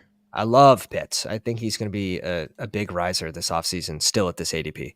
Yeah, it's like if we get Cook, I like it that we have Josh Allen. So if Lair doesn't take him, then I would be inclined to go there. But also, if you told me that you prefer one of these other running backs, even with Josh Allen, I'd be fine taking a different click. Yeah, no, it's we'll leave it up to you. It's your entry, but it's up to you. I could go either way. You All could right, convince me either way. James Cook is fine. I'm going to do it just because Mixon we is fine. just get a little bit of correlation here. Do Mixon too, because we didn't go Tank Dell. Oh, we could go Mixon if you. Now we give him options, and it would leverage those teams that go Tank Dell with Allen. I do. I have a lot of Josh Allen with James Cook because I do this all the time where it's just like, all right, I'll leave it up. Hope to get McBride. If McBride doesn't fall, I'll take James Cook. So I like going Mixon there as just sort of something a little bit different. So I don't go there. And then it gives us the out of if we want to bet on the rookie, who's the Bills rookie at running back now? I always blank on rookie names here. For which For the Bills. Ray Davis? Ray Davis. Yeah. If we Oh want to my go for God. Ray Davis later on, we could think about that. Yeah, is Ray Davis, I worry, is he negatively correlated with Josh Allen? That is the other thing I was going to say. Like, like Ray Davis, his path to relevancy is like 10 rushing touchdowns, which is right. But do you really care? Do you really care that he's leveraging Josh Allen? Because at that price, you're still getting the touchdowns. It doesn't cost a lot to bring him in, right? But yeah, he could still be a value, and Josh Allen still be fine. Yeah, exactly. Could work out. It's like team correlation, like Tua with Mostert last year. Like Mostert was stealing a shit ton of touchdowns, but Tua was still hitting those spike weeks because those teams were being successful because of the offense as a whole. Yeah. Good to see you, David. Good start. Balanced start again. Yeah, I think we are off to a pretty solid start here.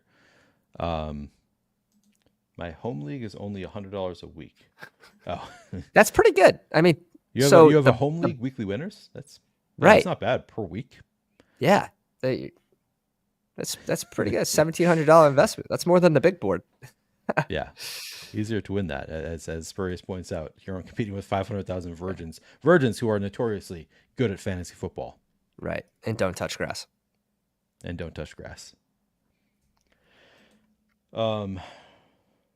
Thoughts on Ladd going this early?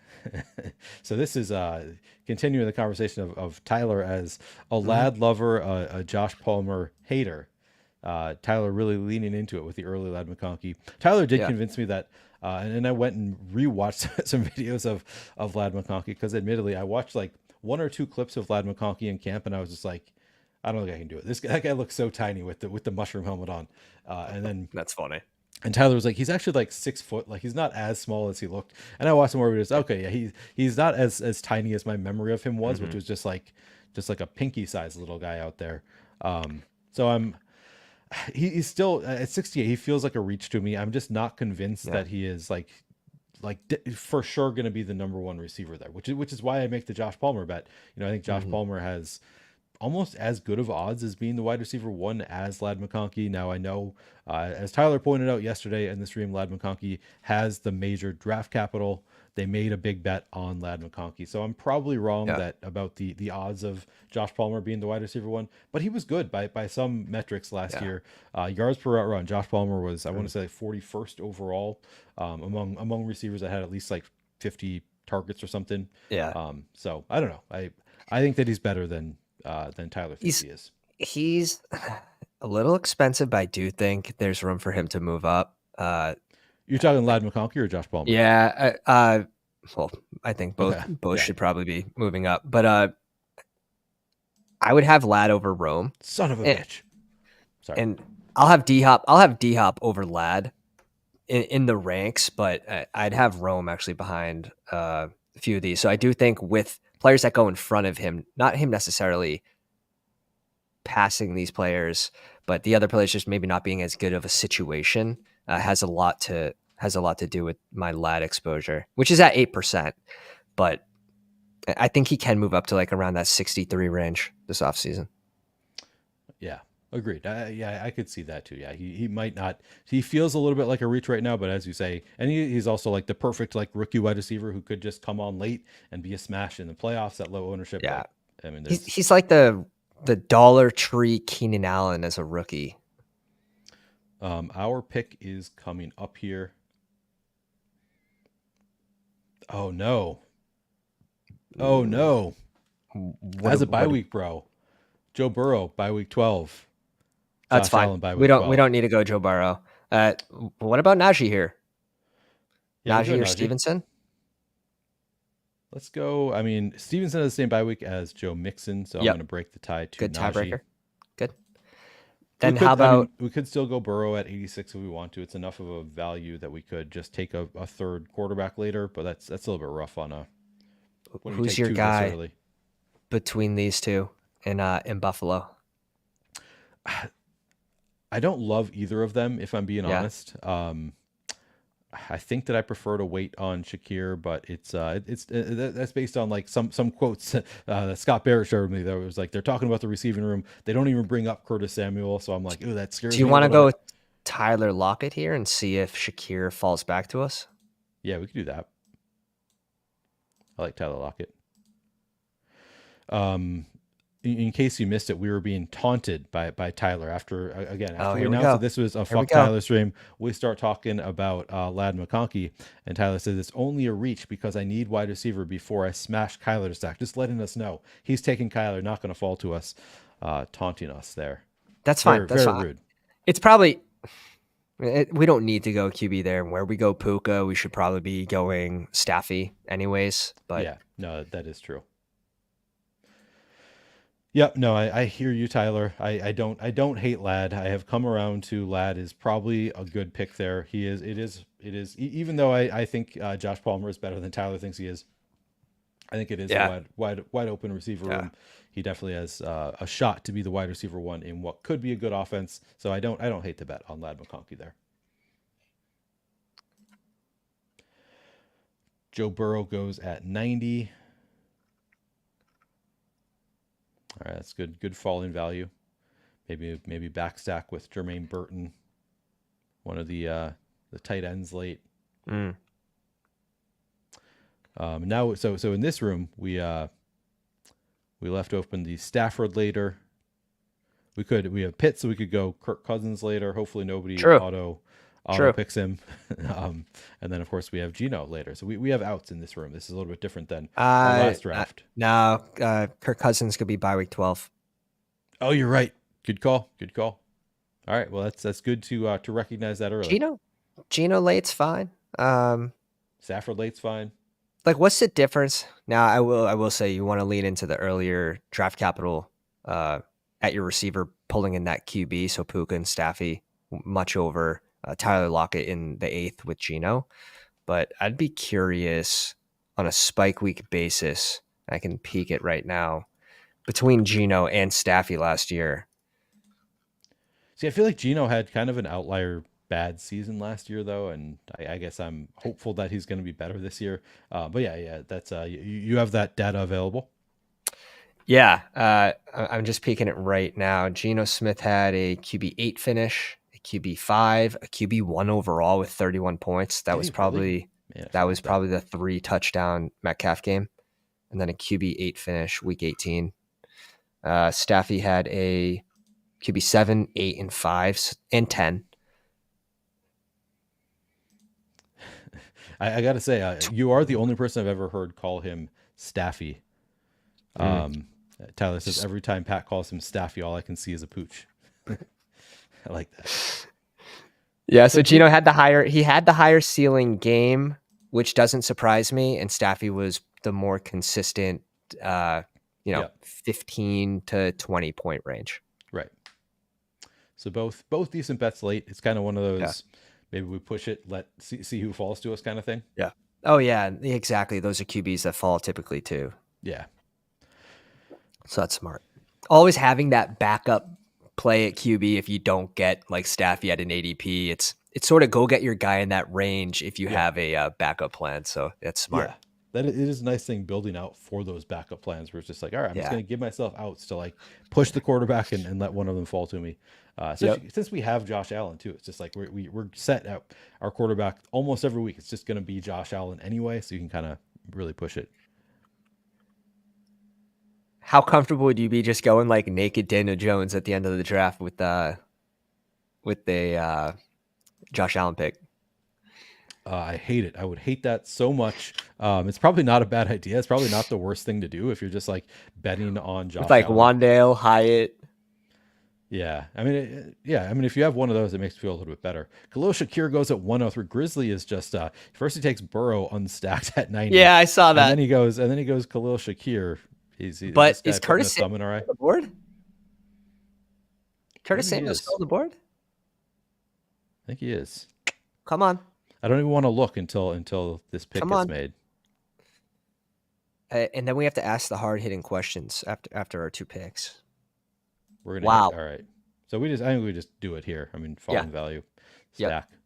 All right, and then so now we're up to 1251. Yeah, it's beautiful. It's a It's beautiful thing. beautiful. This is a gorgeous looking room. Um, Palmer, I don't think makes as much sense on this team. Palmer, Shaheed wide receiver one on the Chargers makes sense on any team to me. That's but hilarious. no. That's hilarious. I don't. I like Shaheed. That would make sense to me. Or a running back. I would say Rashid. Or run. This or is a running good back. range for RB too as well. We do have And two week 12 And wide this is receivers already. how I fall into so much Singletary as well. As the bye week 11 is I so know. much easier to work around than the bye week 14. But if you want to mix it up and go B-Rob here, I wouldn't blame you. Yeah. We could still go Shaheed and have another out. Oh, he's by week 12 though. Yeah, we're strong at RB with Mixon and Harris. We can lean into those two still, but we'd have to pound RB, probably double tap on the way back around. Let's go B-Rob and see what falls to us at the next turn. Okay, I think that's it's a safer play. Yeah, Shaheed, I would have liked if Shaheed that's where I break time. I was like, if Shaheed did not have that by week 12, I would have done it as another quarterback out later, but I didn't want to build him in as a quarterback out there. Mm-hmm. Especially Pitts can't hit the flex on a bye week 12 as well. Right. So yeah, I don't know. That was a tough call though. That was not a very obvious one to me. All right, two questions. Well, same question, different offenses. Who is the tight end one in the Giants this year, and then who do you have as tight end one with the Chargers? Giants, I think it's Bellinger. I think Bellinger is good over enough. Theo Johnson. I think so. And then do you have Parham or Hayden Hurst for the Chargers? The fact that they've never used Parham as like full-time tight beyond end, the 3-yard line. Yeah, like I think it's probably Hayden Hurst. It'd be fun if Parham does, take on a bigger role. I like Parham quite a bit, but just never really used that way. Yeah. Who do you have? I see it's pretty similar. Parham, he's going to be a red zone type guy, but what's his ceiling? So I think in BBM you can afford to wait because they're not going to rise to the 15th when you find out. They'll maybe go in the 17th, 18th, which is fine. Yeah. So you can wait in BBM. If you want to mix them in a time box contest that fills quick, I think that could be fun to mix in maybe a Parham or a Hayden Hurst or like whatever, Dane Bellinger or because that's such an easy back stack too. It is a very easy back Bellinger, stack. Hyatt, Wandale, Daniel Jones, they all go like 170 plus. And you can see upside there too. And and we saw 2 years ago, the Giants offense was pretty damn good. Like Daniel Jones was was better than we expected him to be. So and how much can we attribute the lack of success last year to the O-line that was more holy than a priest? It was terrible. Right. Yeah, exactly. Yeah, that's I haven't been doing the bet all that often on the Giants, but it's not a bad bet. Like it is just it's something Yeah. that we have seen before. Daniel Jones was hurt all of last year too, so like on top of the offensive line, we just had a banged up quarterback. Um, so maybe comes back around. Like I don't think he's particularly good, but he also has some rushing upside. So maybe we see Yeah. some improvements there. Yeah, Bino says Neil's XFL bias coming through with Donald Parham. Yeah, I mean, always loved Donald Parham, but I actually love him more for the time he won me $300,000 in the NFL. So that's Yeah. really why I love That's Donald that's Parham. probably better. 2 touchdown game on like what, 10 yards? I believe so. I mean, it was something along those lines. Yeah, just like he just does not do much other than the touchdowns. Wait, who did? Ooh, Tyler goes for Jahan Dotson. Oh, he had Jaden Daniels there. Hmm. So he does the. This is a fun quarterback room. Kyler Murray, Jaden Daniels. I've definitely done that one that Tyler's Mhm. doing there. We're in chat. They're talking about the double quarterback bye week and where you can find data on how it affects buy rates. So I don't know. I haven't found any like published written data. All I've seen is Pete Leone, I Overzet. think, has Leo, yeah, something on Leone it. might have that, and I know Pete Overzet did a video on his the channel. Forgetting what it's called now. His second channel where he posts Deposit recorded Kingdom. the Deposit Kingdom channel where he cited to Neil Farley's data. Mm. So you can find it pretty I, late in that. I think it's toward the end of uh, that video. oh wow, Art Okay, Fleck. sorted by ADP here. Man, I hate Yeah, these. I don't Ford. mind. I don't mind Zeke by week 7. It gets us, a little bit of floor for 14 potentially. This is a big time thanks I hate it pick, but I'll do it. Yeah, The Zeke pick. I Pat. haven't done it a Yeah, ton. Pat Fry screams. Schultz is 14. I don't have a ton of Schultz, but you could also reach up for a receiver here. We're balanced, so we can sort of do whatever. There goes Schultz. Who's on the board for RBs? You could go like Kendre here. Jerome Ford, I don't hate. I don't hate Kendra Mill. Like I think it's fun. Wade. We could also do the Fryermuth thing. We have Najee. That's another late quarterback. We could. I mean, I guess I Mhm. don't know which one we would want to do in that scenario. But I don't know. What do you think? Do you have a lean here? I'd probably just tap. I'd probably tap RB in this range. Kendre. We go with Yeah, Kendre. Do you like Marshawn Lloyd? Who do you like here? I like Kendre a little better than Lloyd, I think I do too. but I do acknowledge that Lloyd will be in the mix this year. It's just I think Kendre has a better chance to win the first and second down role Yeah. than Lloyd does over Josh Jacobs. All right. Yeah. Tyler going to find it. Yeah, that's where I found it. But yeah, I wouldn't be surprised. I know Leone did some bye-week research a couple years ago that was like it definitely showed an advantage to bye-week advance rates if you were cognizant of the buys, but it was not that much, or it was The difference, people interpret it different ways. if someone could find the stat, the difference, I'm going to try to guess. The difference between like second place and third place, I believe, was under 12 points. Yeah. So that one QB week, it does seem to matter. It does seem to matter quite a bit. Somebody else also speaking of it, somebody else posted that recently, like the differences between the points. Might have been Hayden Winks or somebody that I follow Yeah. on Twitter had posted something those stats also. So yeah, it's pretty seems pretty significant, particularly with quarterback, where it's just like you're Yeah. giving up 20 points in projection. I mean that's a pretty good quarterback. I think it would be a 20-point projection, but like you're giving up a good amount of projection by just not having a quarterback for one And week. it almost seems like it's less worth it now where we have less information. Like if Yeah, you're building out a more correlated team with more information later in the offseason, maybe you can like find a way that like, okay, I have a double stack here, double stack here. I'll live with the 1 week off, but right. yeah, it's definitely an interesting conversation. Yeah, 142 for Tua is a price I that's can get behind. Shock pairs it with Hill. No, the no, that's pain. Tyreek Hill team already had 2 QBs.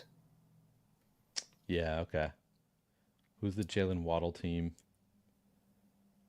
Oh, one Chris. pick before. Chris. Oh, poor Chris. He only has Trevor. Yeah, he could have used that. Could have used that. We just saw a crime in progress. We did. We just saw Oh, that's rough. shock and timeout. Spurs News says Ford ahead of Zeke in that spot for me. That honestly, I think that would be my typical build. Mm-hmm. I know you're a Pats fan, so you watched a lot of Zeke last year. You think he still has some He's juice? he goes to the Cowboys. It's like As simple as that. Just he the goes to the Cowboys love him. Cowboys. Yeah. It's even if he's getting 50% of the work. Ford's role we expect to diminish towards the end of the season. Where I mean, is Zeke going to get less than 50% towards the end? It's it's interesting. The Zeke click, I will say, does not feel good to anyone. The upside is limited, Correct. I but had to do it just now, and it did not feel good. like look where Blake Corum's going way before him. Some of these higher upside plays are going way before him now. He falls into this range where it's like, okay, I guess I'll click Zeke and we'll use him as a floor play. Now, our next click, we bring in a speculative second year guy in Kendry Miller. So the way you sort of use the click, I think also matters. Like we're going to bring in probably another rookie or second year guy as well with this team. Yeah, for sure. Justin Herbert at 150 also feels pretty good. These are Yeah, man. there's some values right After now. it's the exact opposite of the last room. Our first draft, we had all the quarterbacks flying off the board early. Now it's like, oh, they're all just falling. Give us, oh, Roman Wilson went off super early. Holy shit. That's Oh, like did he closer really? where I have him ranked. Oh, damn. I was like, oh yeah, we have Roman Wilson in the back pocket, but Are you do you like Roman Wilson? How do you rank these three? Roman Wilson, Jalen Polk, and actually let's make our picks and then let's talk about those. yeah, Actually, four. I want to talk about four rookie wide receivers. yeah. Hear your thoughts on them. All right, so we are. Here, I think if you wanted to keep the Wandale conversation open with Daniel Jones, You want to click Wanda? I could do that. could do that. If you want to bring in tight end here, you have Cole Kmet falling about 13 picks. True. Should we do that? I mean, I don't bring in a ton of Cole Kmet. This I don't seems either. like a spot Yeah, it that seems like a good makes spot to sense. get some exposure to Yeah. a guy that I don't love, but Yeah, when else are you going to click him, basically? He's not going to fall this far too often. it was pretty likely that Wandale was going to fall back to us. So he could make sense here. Yeah, Do that? if Wandale's your guy, we could open up Marvin Mims for Bo Nix. Oh, let's do that. Let's do.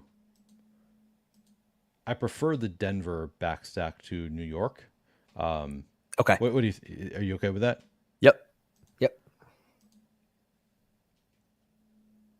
Yeah, I don't know.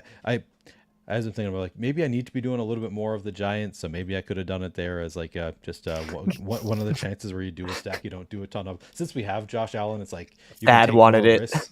Thad in the chat wanted the Oh Wandale no! pick. Oh no! All caps. All caps. Apologies. Yeah, apologies to Thad.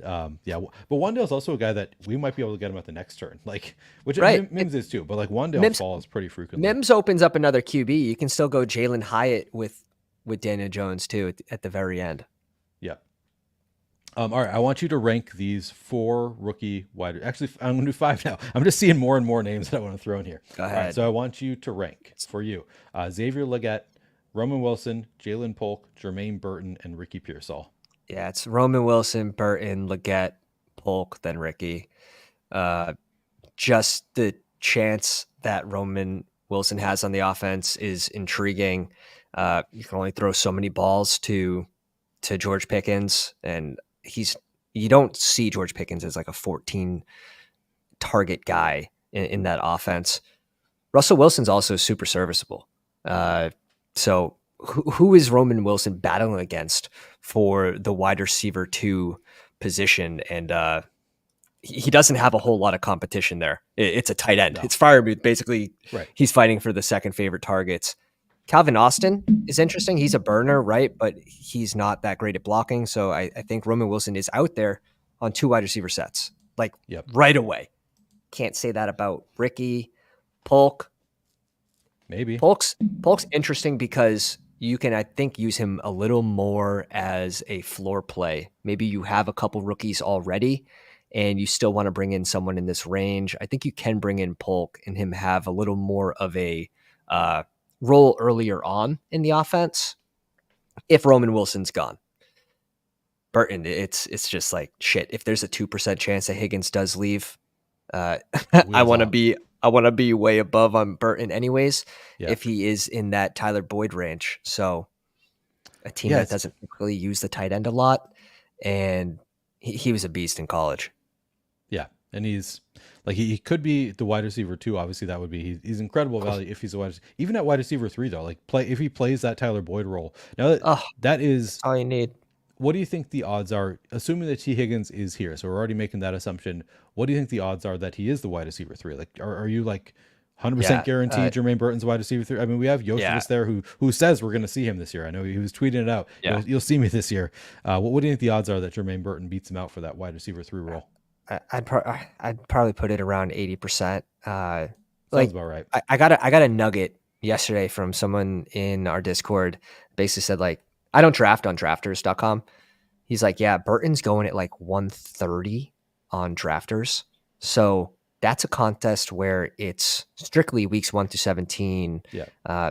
Typically, you're going to be a little less on the rookies. So if he's going at 130 on drafters, it's kind of telling that in the tournament style contest, he should be going probably earlier than that. Well, I know Debro has been saying over and over like he needs to be a 10th round pick. Like he's going too late for his upside there, which I think I agree with. I'm not going to take him in the 10th round ever. I mean, if he gets up there, maybe I will. But like for now, like you just don't have to. I'm just going to take him when I can get him where he is now. But Jermaine Burton and Roman Wilson were my highest 2 owned receivers in the big board pre NFL draft. Oh, that feels good. That feels real good. That feels very good. So I still like them where they're going, which is funny. So I'm still up there in exposure. Roman Wilson's my second highest. And then Burton, I think I'm having a little more trouble getting him, but I'm at 16%. Yeah, that's not bad. 16% is, I think that's about where I'm at on Burton. And I've been very much focused you could just see the rise. It's very tough for, I think, a player like Burton right now at this point in the offseason for him to fall, to get negative news. So getting ahead of that rise, I think, even if you're not in on him, I think his price is going up. So I'm looking up. I'm on my phone. I'm going to pull up my exposure to see how much Burton I have. Because I'm trying to. At one point, I had a ton of Burton. I feel like it's come back down to be close to where you are. Wandale almost swung back around. Yeah, exactly. Could have too. He can. Yeah. Oh, I have 26% Burton in these. So he is my highest exposed player overall right now in these post draft contests. Is Burton with 26%. Yeah. It's nice. It's really nice. All right, just go Geno Smith. Yeah. Yeah, we see the same thing here. Geno makes sense for us. It's always a good thing.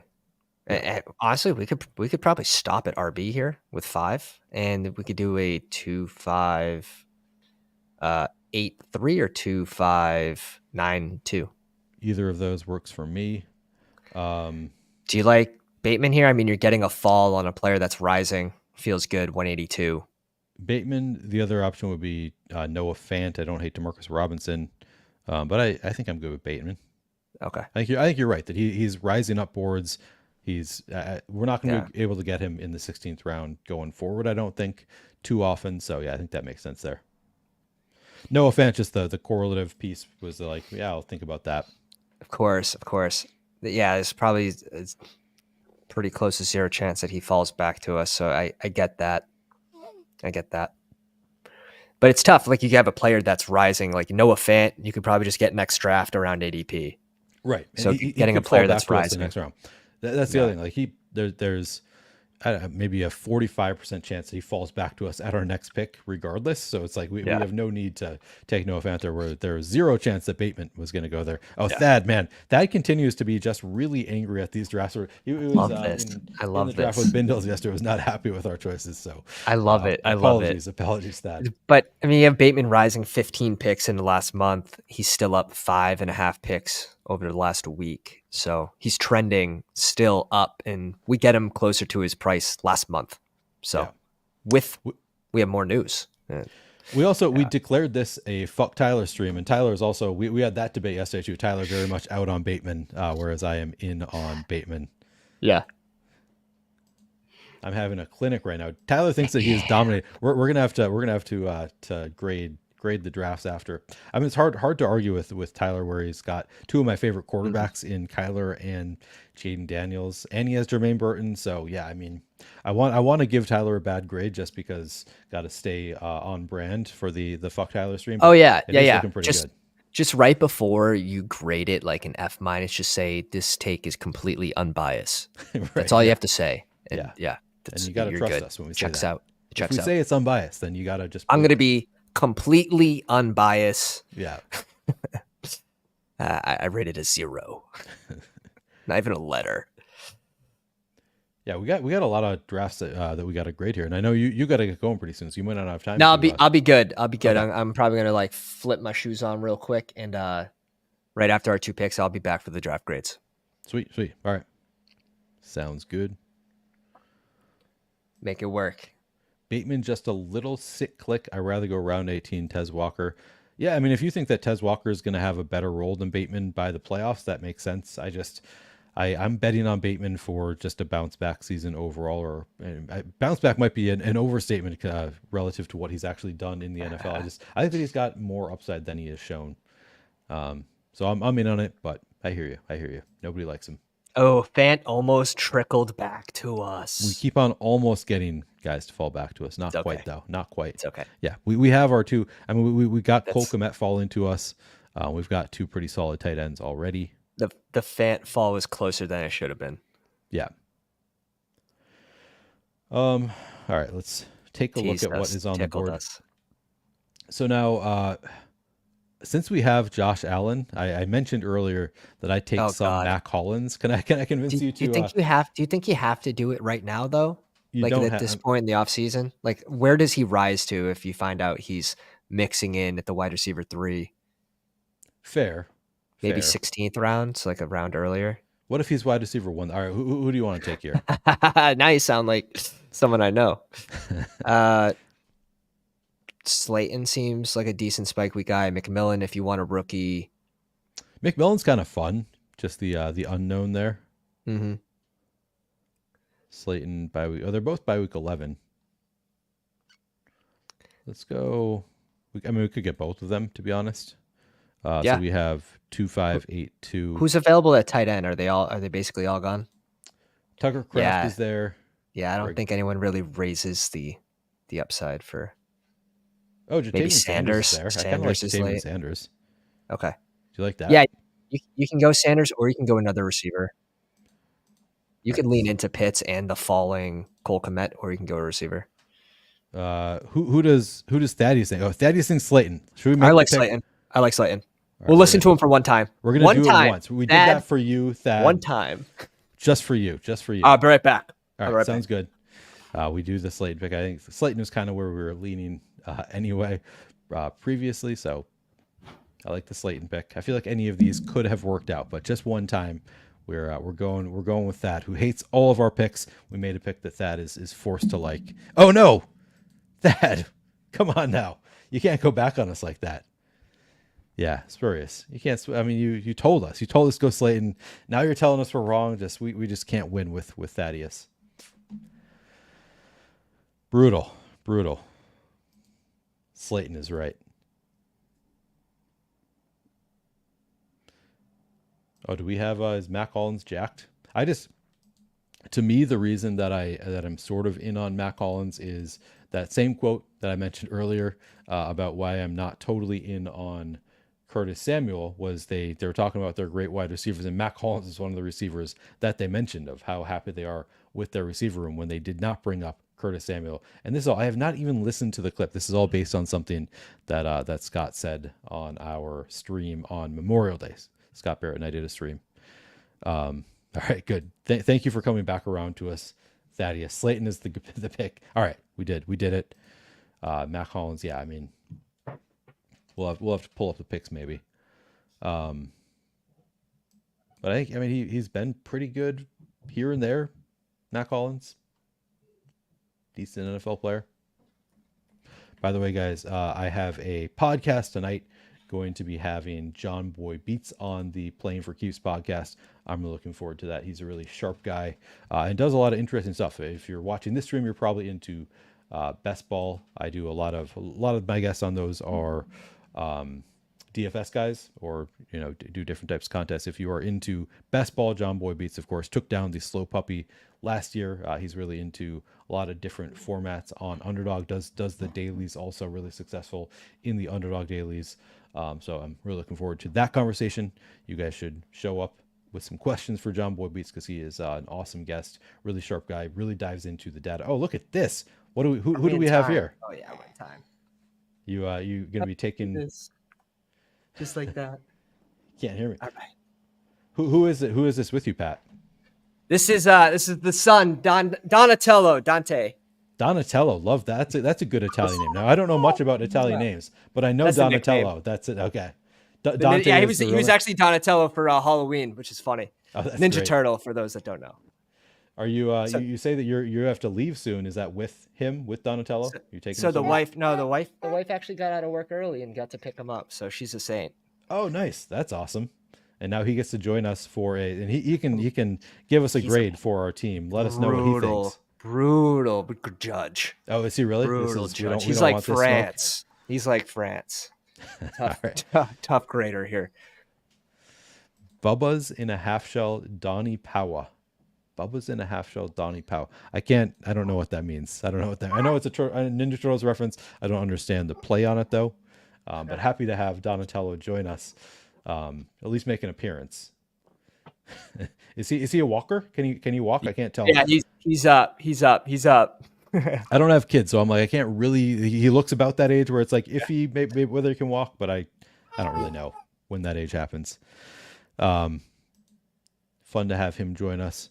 All right, I'll start reading off the teams, and then you can give feedback, and we'll start with our own team. So we go Josh Allen, Geno Smith at quarterback. We have Joe Mixon, Najee Harris, Brian Robinson, Zeke Elliott, and Kendre Miller at running back. Wide receiver, we have Puka Nacua, Marvin Harrison, T. Higgins, Tyler Lockett, Curtis Samuel, Marvin Mims, Rashad Bateman, Jalen McMillan, Darius Slayton. And a tight end, we have Kyle Pitts and Cole Kmet. I feel like that's a good team. I think we got the buckets all kind of covered there. Enough talent at all of them. How do you feel about that, Pat? Balanced. We have a mix of floor and ceiling, which is nice. We have the elite QB. We have the elite tight end. We hit some floor plays at receiver, but also have ceiling. Like I like the balance of the team for an advanced rate standpoint and a single game ceiling standpoint. Yeah, I think it is very solid. Yeah, chat happy to see Donatello as well. Everybody excited to see the big Don showing up. Yeah. Celebrity guest appearance. Did he give you any feedback on the team? What was Donatello thinking about our team? Yeah. He said, there it is. Perfect. Yeah. There it is. So I think he's happy.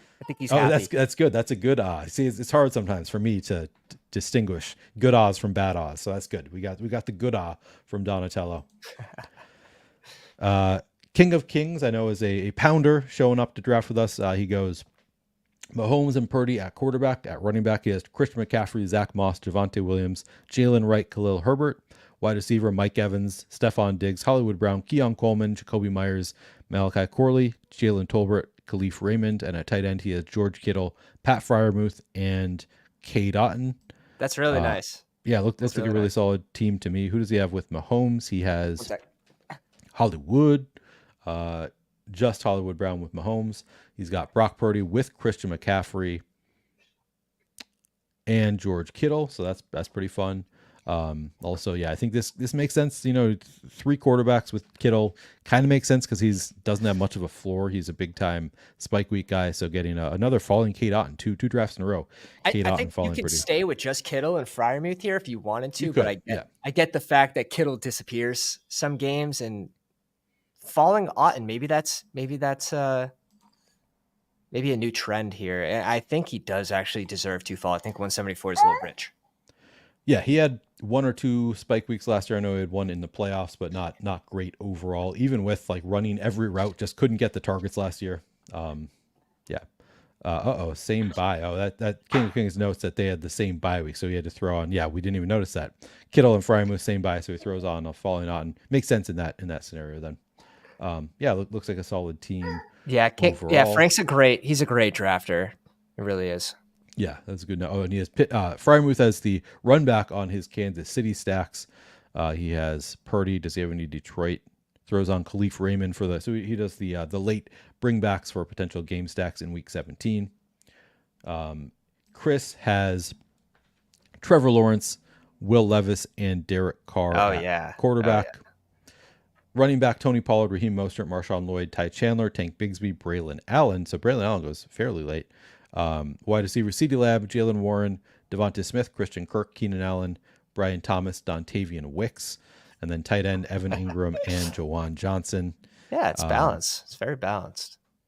Trevor with Christian Kirk, Brian Thomas, and Evan. I do that Strong at so much receiver. with all three of those with Kirk, Thomas, Evan Ingram. I do that all the time with Trevor Lawrence. Oh yeah, that's the value hound right there at QB. Trevor Lawrence, yeah, he's a great pick where he goes, and easy to get. Weirdly, like you just can basically always get Trevor Lawrence there, especially if you take all three of them, obviously. And Derek Carr at 215, just like Yeah, screaming value there. And is he even? yeah, you're just getting that certainty. Which one, that Johnson? he's starting, right? It's Yeah. just That crazy. is nice. Getting that fallen Derek Carr. He's got the Will Levis with Tony Pollard. Just those two? Does he not have any? Okay. So just Will Levis with Tony Pollard, but he's the offsetting bye week from the other two. So as the fill in with Levis. Yeah, it's fine. Yeah. Looks like a solid team for Chris.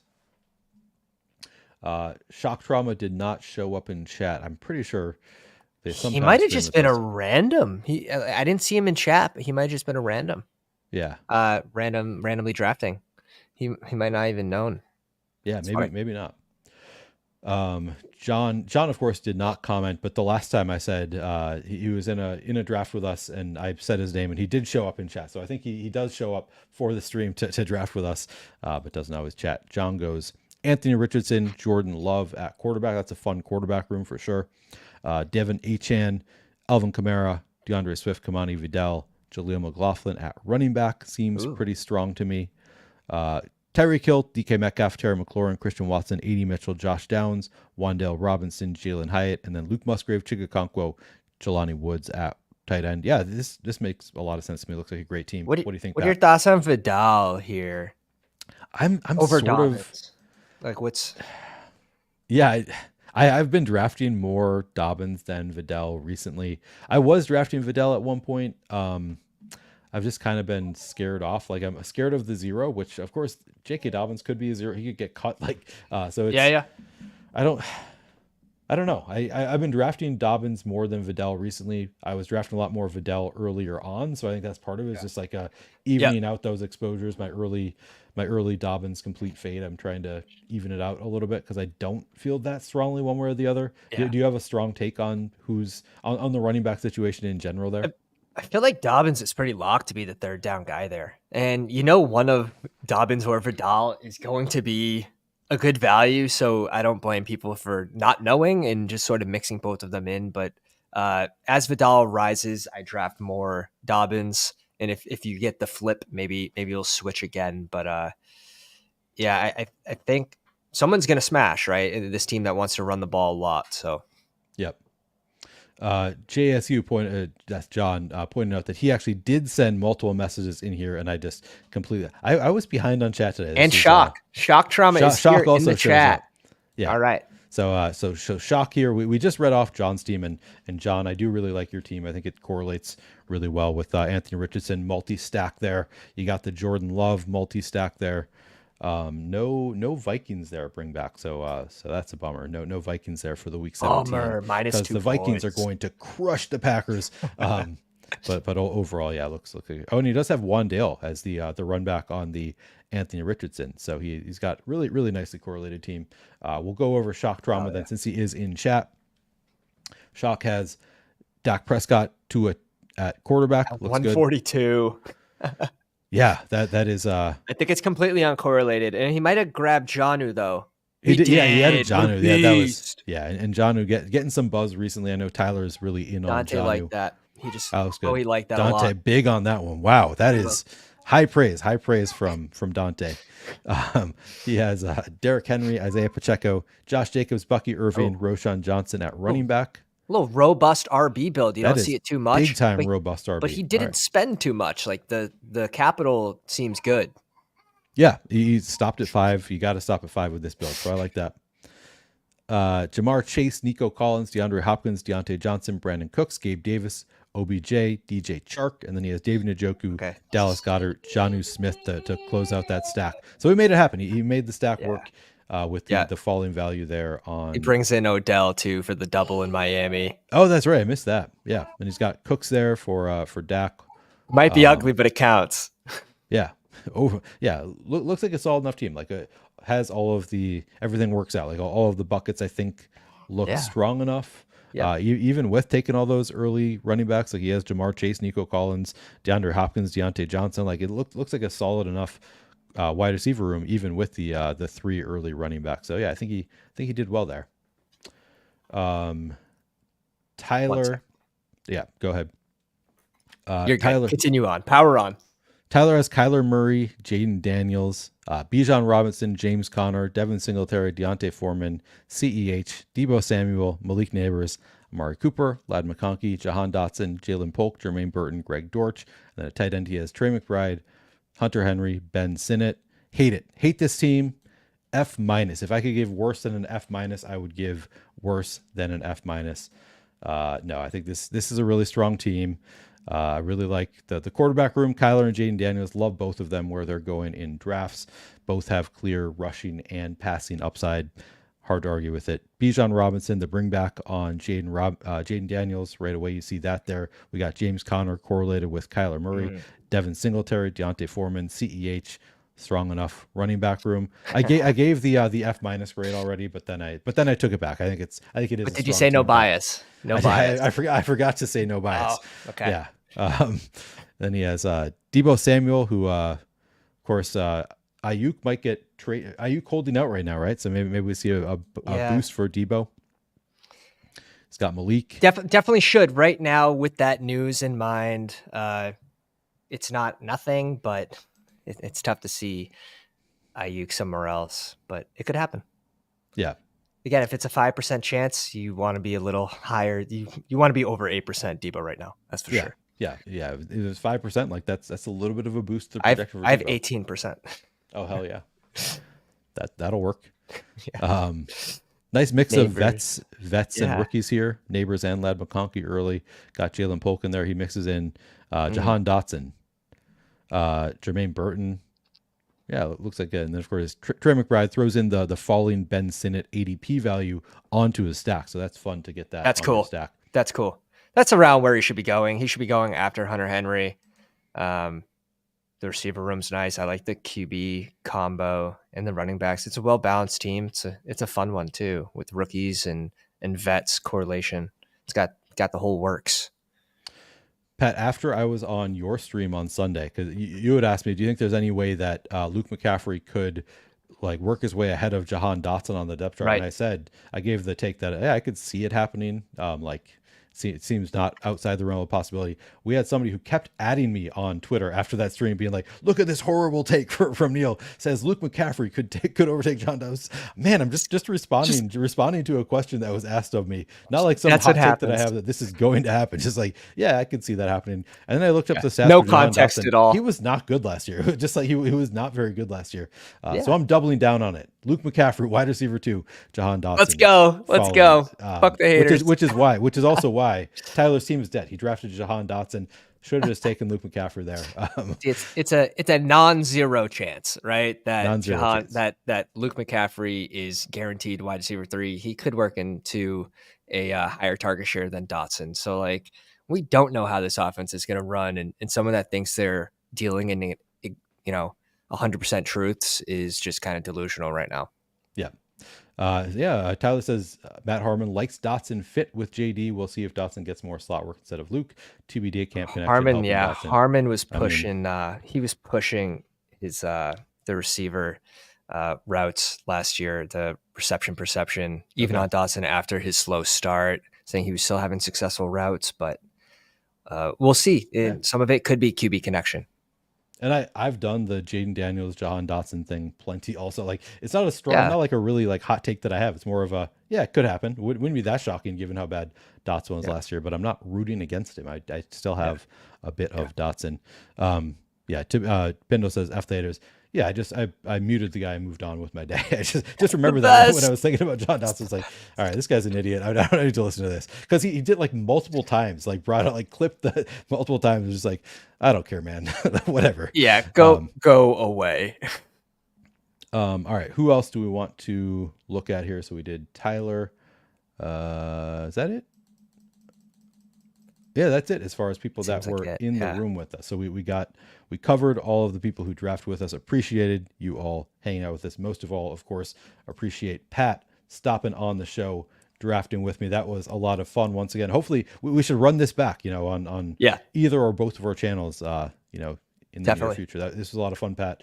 definitely. Speaking of, where can people find you? What do you got going on? Yeah, you guys can find me on the YouTube machine. I think you have the link in the description. We're on the way to 2,000 subs, and we're gonna be doing a 24-hour live stream if we can get there before NFL kickoff. And it looks like we're well on our way. So if you like the content, if you like what I had to say, you probably don't. It's okay. Maybe jump in my rooms to take my money, and that's always good too. But yeah, we have a website coming out soon with some draft tools, which is gonna be very exciting. Kind of refresh the space a little bit, and yeah, that's about it. I'm excited to draft with you again this off season. Shout out to everyone that's grinding these streets, and Let me best ask of you this: luck. when you do your marathon stream, are you going to do that all solo? You're going to try to get people to join No, you for no, no, parts no. of it? I'll bring in as many people as I can. So you Nice. have a slot or two. Hell So yeah, yeah, yeah. you're more than welcome. Let me know. Let me know when that. Of course, it's not up to you. It's up to the people subscribing. So Yeah, make sure you yeah. go subscribe to It's the Dog Pound. I did link the YouTube channel in the description of this video. If you're not already subscribed to the Pound, go check that out. Yeah, I'd be happy to join, assuming I'm available when that time comes up. Obviously, right, either way, right, I'll be right. I'll be stopping in to chat a little bit there. Hopefully, keep you. Beautiful. You need people there with you. If you're doing a 24-hour stream, you're going to Oh need people yeah, there with you yeah, to keep you yeah. occupied, so it's not all monotonous for you. Yeah, Mr. that'll and be fun. Mrs. Coffee, a few sandwiches, a day off from work. We'll Hell yeah. we'll get it going. It'll be a fun one. It'll be a Yeah, fun one, that'll be fun. guaranteed. That'll be a fun stream for you. All right. Thank you very much to Pat. Go follow him at Fantasy Dog Pound on Twitter. You can find the link in the description of the video to Pat's YouTube. It is a lot of fun. And of course, brings in the data, brings in the entertainment. Really fun YouTube. Go check out that channel. Thank you all for hanging out with us. I enjoyed drafting not only with Pat, but with the rest of you. And I will catch you tonight on my Playing for Keeps podcast with John Boy Beats. Should be a good one. 9 p.m. Eastern, 8 Central. Thanks, guys. Catch Awesome. you later.